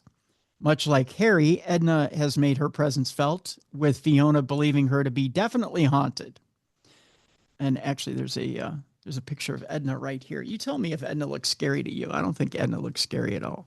No, Edna doesn't look scary. No. I think Edna's probably a little more chill. Vintage lover Fiona owns many collectibles, including plenty of antique dolls. However, these are only 2 instances where she believes there is something. Unfortunately, there has been a power struggle between the 2 purportedly cursed playthings, with dominant Harry doing his best to grab all the attention. Ooh, you gotta love a good haunted power struggle, right? Mm-hmm. Fiona told us the unfortunate thing with Edna is, I've been told it's the spirit of a child attached to her. See, I told you Edna wasn't scary. Mm-hmm. I've tried to do spirit box sessions, but unfortunately, Harry kind of bullied his way into some of these. I thought at one point I could be talking to Edna, and then I've heard Harry's voice saying, "It's not Edna, it's Harry." And he sounded quite angry about it. I can't help but think that there's some sort of dominance there. Edna's shown definite signs to me, but Harry's shown that he likes the limelight. Offering some words of wisdom to others in the market for a haunted object, Fiona advised just to tread carefully. Just be aware that it's not like the Hollywood films. I mean, I absolutely love the horror films, but I think that can give you kind of a caricature idea of what the reality of haunted dolls is like. I'm interested in getting Fiona on the show. Mm-hmm. I want to see if she can bring up the spirit box and get these 2 on the show as well. I'd like to see if she can do that. Okay. It'd be kind of fun. Interesting. Yeah. I think it'd be fun. Let's see here. We got time for a couple more stories here. Actually, we have a few more stories here. Many women were branded witches, and they may have been legitimate healers. According to this particular person, Anthony Booker, who says that centuries ago, many female folk healers offered remedies that would have had genuine medicinal properties. Prior to the 14th century, women healers were generally tolerated throughout Europe, offering one of the only kinds of medicine available at the time. But from the 14th to the mid-18th century, with the rise of university education coupled with the increasing power of the church, women healers were often demonized. University graduates were favored instead. Women folk healers were now commonly labeled as witches and subjected to torture and execution. Valuable medicinal knowledge may have gotten lost along the way. To rediscover this ancient knowledge, researchers are looking in more detail at some of the major ingredients used in these medicines and assess their scientific worth through a modern lens. Some of the most famous potions documented in records of medieval treatments were said to contain exotic ingredients such as eye of newt, toe of frog, wool of bat, tongue of dog, and adder's fork. That's an odd ingredient, but these were actually synonyms for plants and not animal parts, which I don't think people know. Although animal parts such as frogs and toads were indeed also used in other recipes used by healers of the time, often for their psychoactive properties. The majority of plants folk healers used were native to Europe, but there were also some exotic ingredients obtained through the spice trade, which began as early as the 5th century. Eye of newt, believe it or not, is just mustard seed. Oh, I did not know that. Yeah. Most likely the European species of Sinapis alba. Modern research has shown that it has anti-cough, anti-asthma, anti-inflammatory, anti-nerve damage, anti-androgenic, cardioprotective, and anti-tumor effects. So there's actually a use for it. That's kind of cool, huh? Mm-hmm. The classic formulations containing dried mustard seed handed down from ancient medical books or ethnic medical experience are now widely used in herbal clinics. Wool of bat is common holly leaves and has been shown to reduce high levels of fats in the blood, including high cholesterol. It also contains some compounds that are toxic, and so self-medication isn't recommended. Tongue of dog is actually a plant known as hound's tongue and attributed to the long leaf shape. It has a history of use across the world in a variety of ailments, including malaria, hepatitis, and tuberculosis. So yes, Virginia, we didn't have to put people in sanatoriums. We had the cure all along. The presence of group of natural compounds called, I believe this is pyrrolizidine alkaloids, render it highly toxic to the liver. This means that any research slowing medicinal promise has to be made or viewed with some caution. Adder's fork, by the way, refers most likely to the fern, English adder's tongue, primarily used in folk medicine for wound healing and for promoting healthy blood circulation. And it has been exploited for its skin-enhancing properties by the cosmetic industry. So it continues to be used to this day. Mm-hmm. Witchcraft and folk healing are two different arts. However, medieval folk healing did involve elements of superstition, astrological lore, and even pagan ritual. And so the line between compassionate healer and witch could easily be misrepresented by those in power. Flight ointments, sleep potions, and love potions are often mentioned both in historical records and fictional literature, commonly containing a potent class of chemical compounds called tropane alkaloids, which is a class that also includes cocaine. So, hey, it's a hell of a drug and you can use it as well. Those concoctions would have some also interesting effects. Flight ointments were applied to a broomstick and to parts of the body with blood vessels close to the surface to aid absorption. There have also been much colorful debate as to the exact parts of the body that these ointments were applied to, but these extremities are most frequently mentioned. This could also be viewed as an early form of transdermal application, now found in the delivery of some drugs, such as nicotine patches. So you see how sometimes old remedies get transferred over to new remedies? Uh-huh. Yeah. It's kind of cool. Yeah, these alkaloids derive from plants such as the Solanaceae or potato family, include deadly nightshade and henbane, have intoxicating psychoactive effects, including feeling of lightness, delirium, and hallucinations. These effects could also be experienced as feelings of flying. There's also some other things like sleep potions and love potion recipes.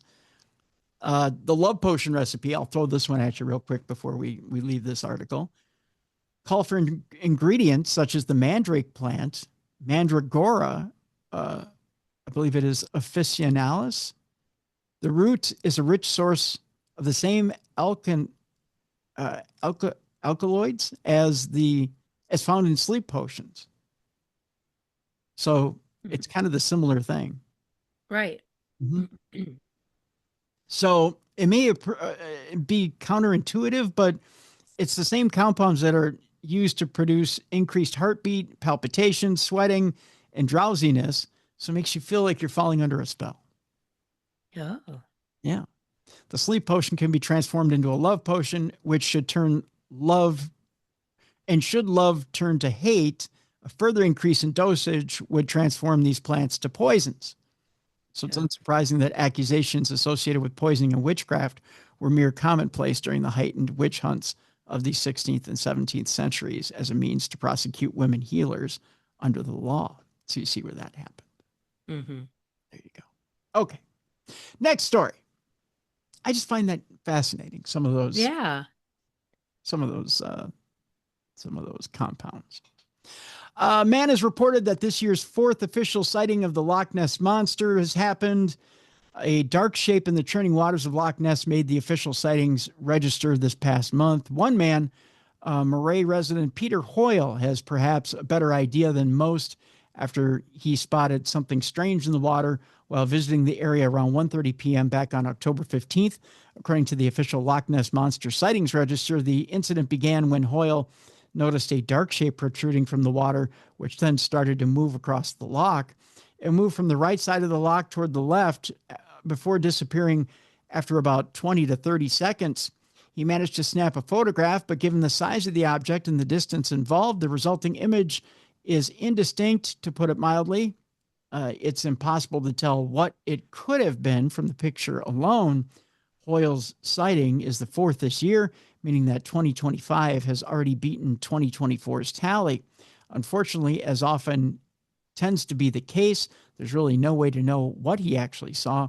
The Loch Ness Monster, it seems, remains as elusive as ever. This is kind of what he saw if you're watching on video. That's really... Okay, it's kind of blurry. Yeah, it's really, really hard to tell what he saw, but... Okay. That's what they're claiming is the sighting of the Loch Ness Monster this time around. So there you go. All right. Our next story has to do with the bizarre Shug Monkey. By the way, if you've ever seen the Shug Monkeys in concert, they're amazing. Kidding. You don't have to laugh at that, Mallie.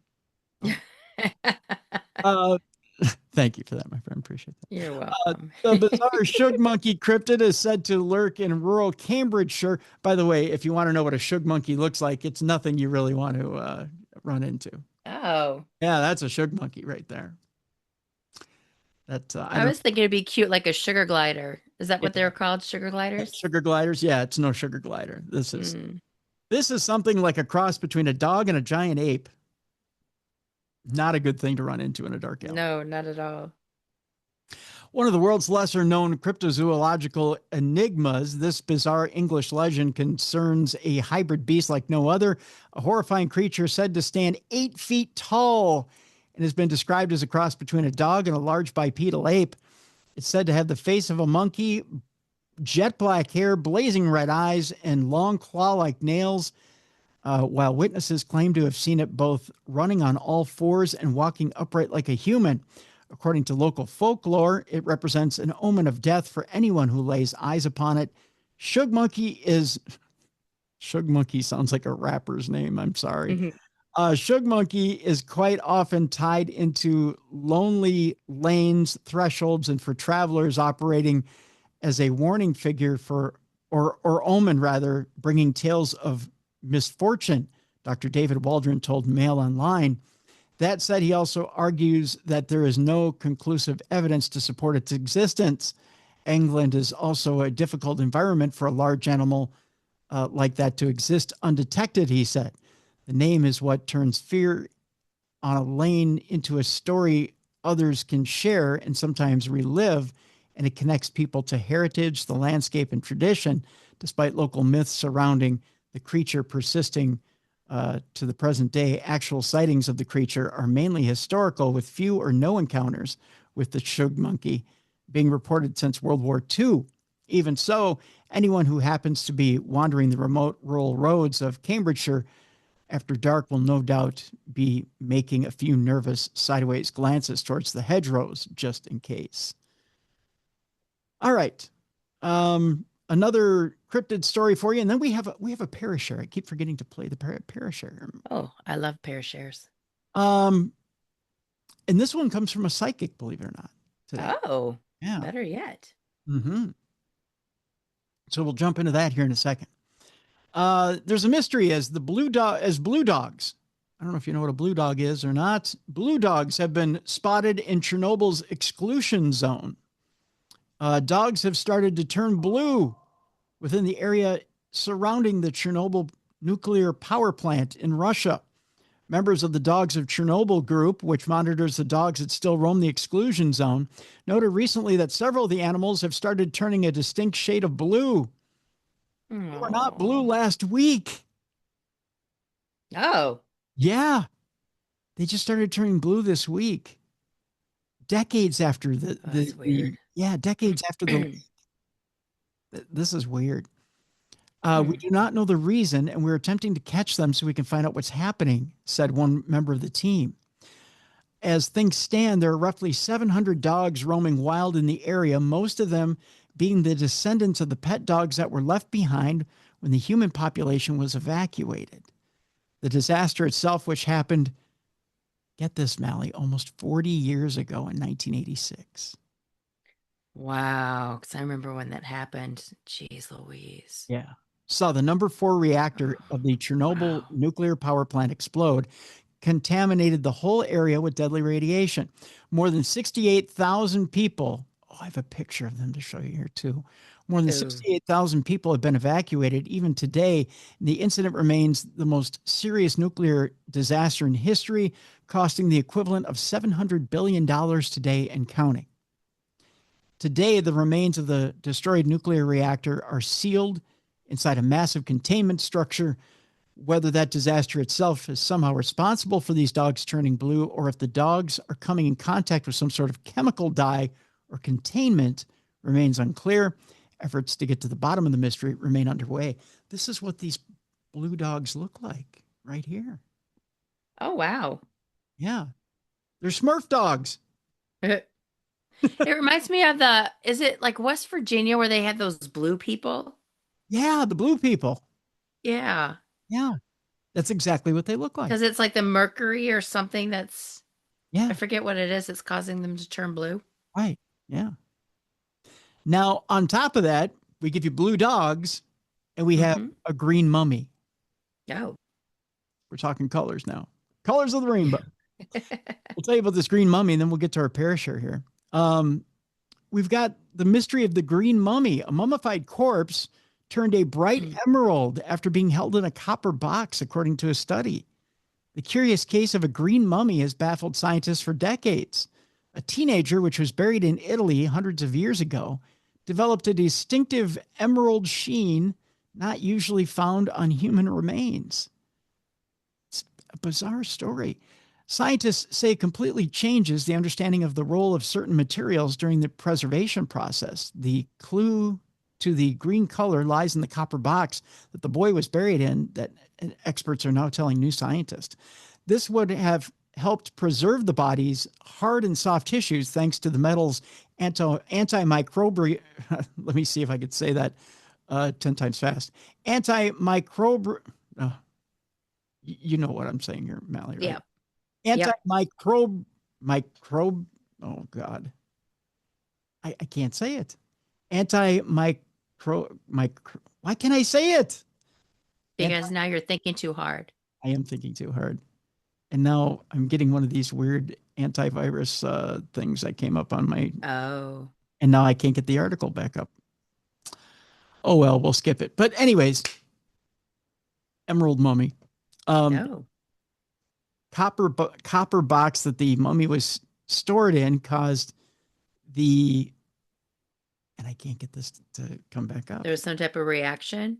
Yes, it was a I'll get the story back up here.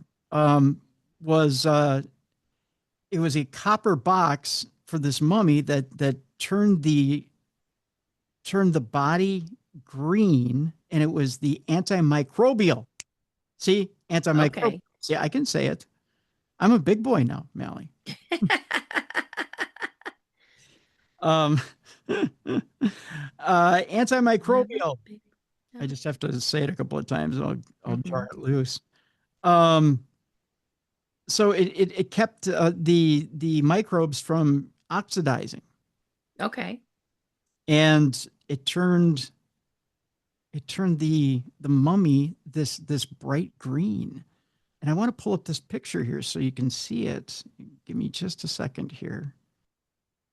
The green color lies in the copper box that the boy was buried in, according to the new scientist. This would have helped preserve the body's hard and soft tissues thanks to the metal's antimicrobial properties, but it likely also reacted with the acids that leaked out of the body and eroded away the box, creating corrosion products that interacted with chemical compounds in the bone. Over time, copper ions replaced calcium in the boy's skeleton, solidifying the bone structure while tinting the affected areas various shades of emerald. And I'll show you a picture here real quick. This is what it looks like. Ew. Yeah. That's gross looking. Yeah, that's what the emerald skull looked like. And I tell you what, so you guys can look at it as well. I will post it in the description of this program so you can see what a green mummy looks like. All right, with that, we will get to our Parashare for today so that you can hear what this is. And this is unusual because it comes to us from one of our listeners. By the way, if you have a Parashare for us, it's real simple.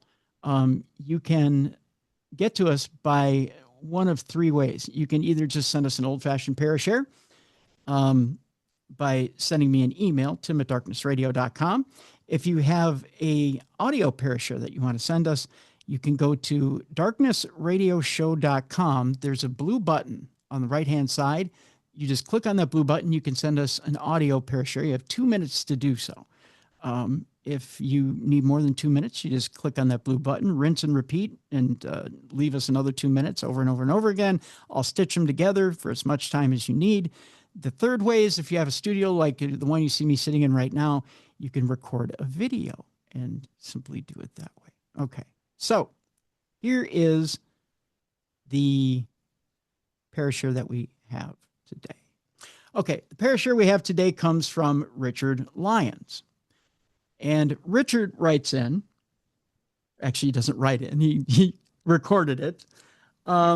Richard is a psychic, and he claims to have, well, I'll let him explain it a little bit better, but he claims to have channeled a poem from two very famous people. And I'll leave it at that. I'll let him explain the rest. Are you ready, Mallie? Yep, let's do it. Here goes. Hi, my name is Richard Lyons, the writer and producer of the audio movie, thereturnedAudiomovie.com. And that's where it can be found, thereturnedAudiomovie.com. And it's about Jim Morrison and Pamela Corson after they passed away, and them telling their story from the afterlife, their vantage point from the afterlife, and their life here. And I'm a psychic medium, and this whole thing was written by them. I know it sounds, maybe some people still sounds crazy, but it's not crazy. It's very real. And I'm going to read you a poem from it. It's towards the very end. It's called, I Got the Cool Breeze Blowing at My Back in the Hot Sun. I got the cool breeze blowing at my back in the hot sun. Wonder when I'll make it home. If I do, I won't complain, I won't. It's so good to be home. The cool water pouring out the faucet, drinking deep, cold water, pouring down my head.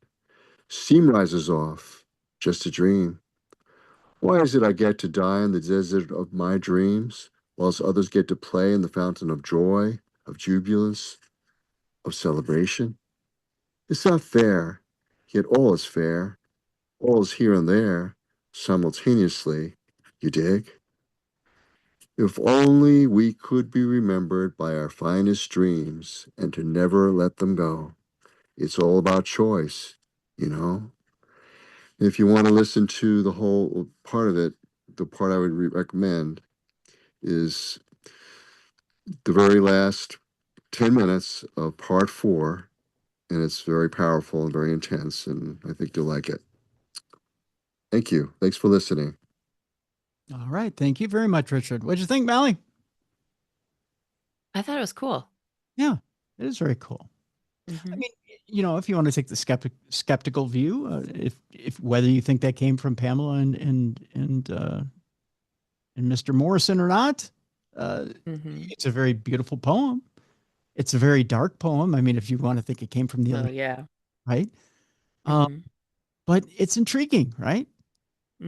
Yeah, Yeah, I just thought to channel it. Yeah.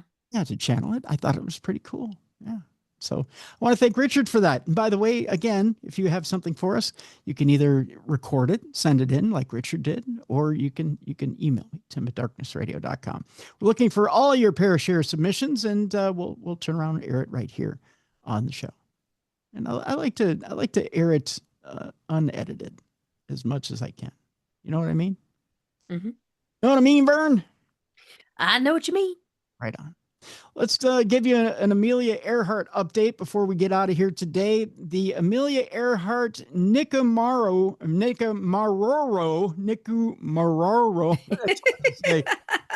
expedition team has shared an update. The mystery of what happened to Amelia Earhart could soon be solved, but it may have to wait a little longer. Earlier this year, that was reported that an upcoming expedition to the remote Pacific island of Nicumaroro, where a tantalizing satellite image appeared to show the wreckage of a plane, possibly that of famed aviator Amelia Earhart, who vanished without a trace 88 years ago, possibly might have been found. One popular theory is that Earhart, along with her navigator, Fred Noonan, had landed on the island and had survived for several days, awaiting a rescue while succumbing to hunger and thirst. In a renewed effort to confirm this once and for all, a 15-person expedition team had been set out to fly on October 30th to Majuro in the Marshall Islands before setting sail by boat for Nicumaroro. Nailed it. Where they plan to spend over 2 weeks exploring and looking for clues. According to expedition member Richard Pettigrew, who's the executive director of the Archaeological Legacy Institute, he said finding Amelia Earhart's Electra aircraft would be the discovery of a lifetime. Confirming the plane wreckage there would be the smoking gun proof, he went on to say. Unfortunately, however, it looks as though the expedition will have to wait until next year due to delays securing the necessary permits and the encroaching cyclone season. We've overcome other challenges to this project over the last 4 years. We will get past this one too, said Pettigrew. Because of the compelling evidence we have in front of us, we have to go to Nicumaroro and get a close look at the Taraya object. Rest assured that we will do just that, so stay tuned, he said. We will have a revised project schedule worked out soon. All right, with that, we need a palate cleanser for today, and it is this. Halloween is in the rearview mirror, Mallie. It is gone but not forgotten. But for those of you who say, you know what, we can't totally forget about Halloween, well, Halloween can't totally forget about us either. For one man in Utah, it got a resounding yet harsh goodbye. And here's the lesson that Halloween gave one man who was driving a Geo Metro. Okay. You try to forget about Halloween, it's going to give you a resounding goodbye. Uh-oh. A Utah man said a final farewell to the Geo Metro he drove for 35 years by dropping a 1,917-pound pumpkin on it from a height of nearly 14 stories. Okay. Boom. Millville resident Alan Gebert, however he pronounces it, said his 1991 Geo Metro finally stopped running this year. I think this guy has problems letting things go. Mm-hmm. I'm surprised it lasted 35 years. I am too. Geo Metros they're not great vehicles. Mm-hmm. So he decided to send his vehicle off in style by destroying it with a giant pumpkin. I see the size of this pumpkin now. I'm about to show you.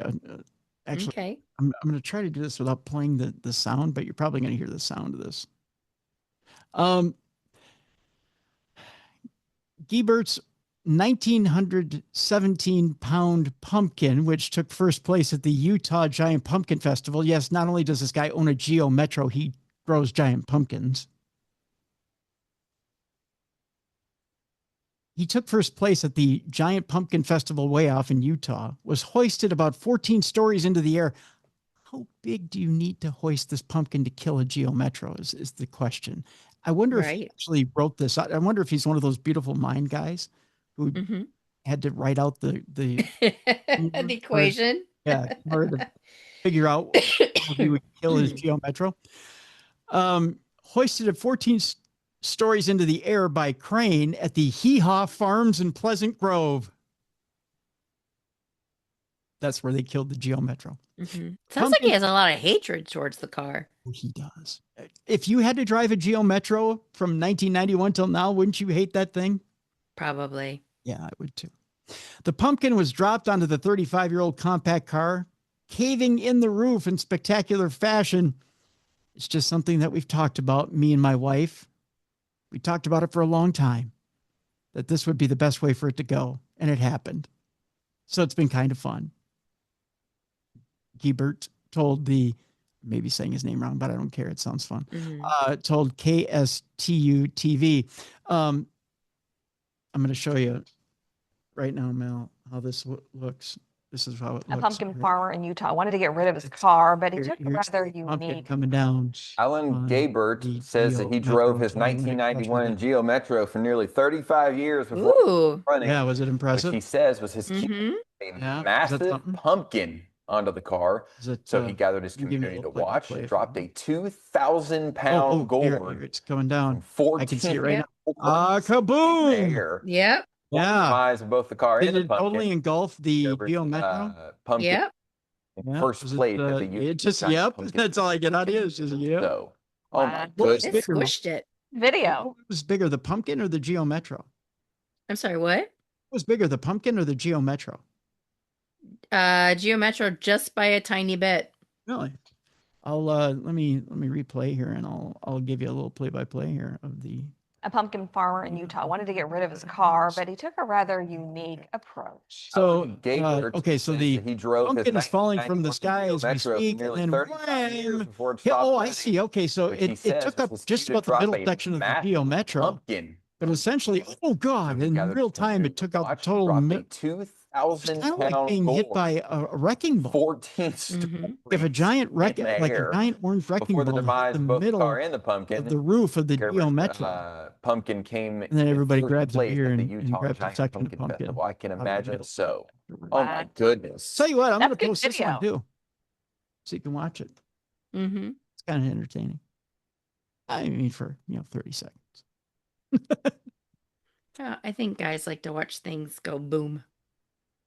That's a good way of putting it, Mel. Guys like to watch things go boom. I think you're right. Yeah. All right.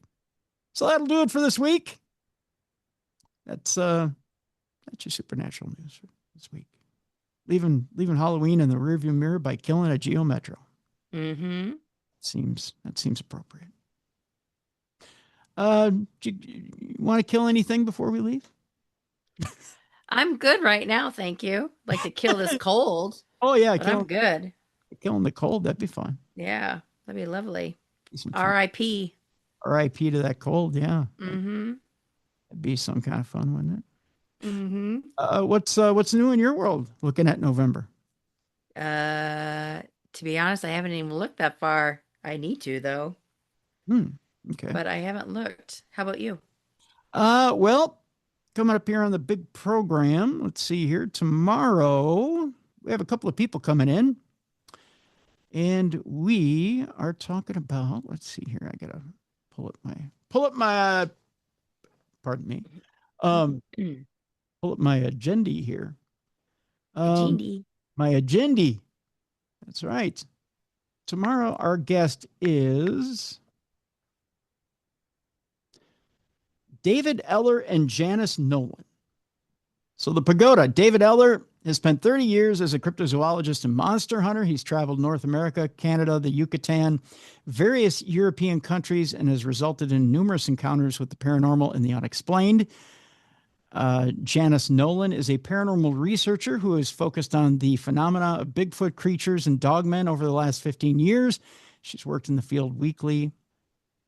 Rattlesnake boots on the ground for most of the 15 years and has had numerous encounters as well.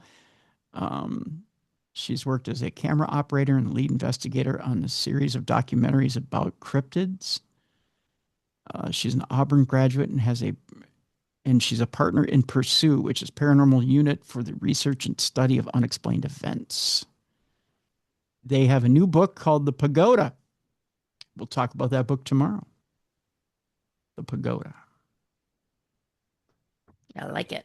That's up tomorrow. So David Eller and Janice Nolan are our guests. Okay. Yeah, that's tomorrow. That's tomorrow's program. I like it. Yeah. So that is tomorrow. And then I encourage you to, again, for you guys to check out this past Tuesday's program with Mark Gray. Mark Gray was an excellent guest as well this past week. We've been lining them up lately. And having some really good shows. So, yeah, I encourage you guys to actually go back into the archives as well and check out some of the recent shows. Richard Estep was an excellent guest last week with Ghostly Encounters book. That was a great interview. We've just had some really good guests lately. So, yeah. All right. Also a reminder, make sure to keep checking the Apple app. Make sure that your Apple apps are updated.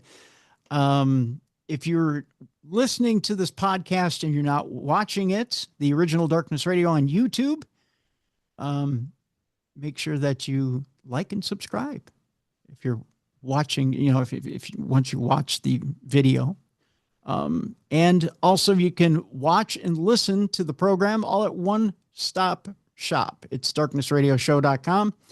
On the website. So once you've listened to the show, if you want to watch it, and you either go to YouTube, the original Darkness Radio, or you can go to darknessradioshow.com. You can listen and watch the show all at one place. So there you go. I think that's all I got for today, Mallie. Okay. Brain short-circuiting, no able to think no more. Cannot compute. Cannot compute. All right, we're out of here. We'll see you tomorrow for David Eller and Janice Nolan, The Pagoda. And we'll talk cryptids tomorrow, right here on the best in paranormal podcasting. For Mallie Fox, I'm Tim Dennis. Thank you so much, folks. We love you. We appreciate you. Thank you so much for continuing to support the best in paranormal broadcasting. This is Darkness Radio. For more audio and video archives of the show, intriguing content, fun events, and cool swag, check out darknessradioshow.com. The executive producer of Darkness Radio is Troy Palmer. If you enjoyed today's program, make sure you like and subscribe. Thank you for watching. And be sure to join us tomorrow for The Pagoda, Sasquatch Investigations in Tennessee with David Eller and Janice Nolan.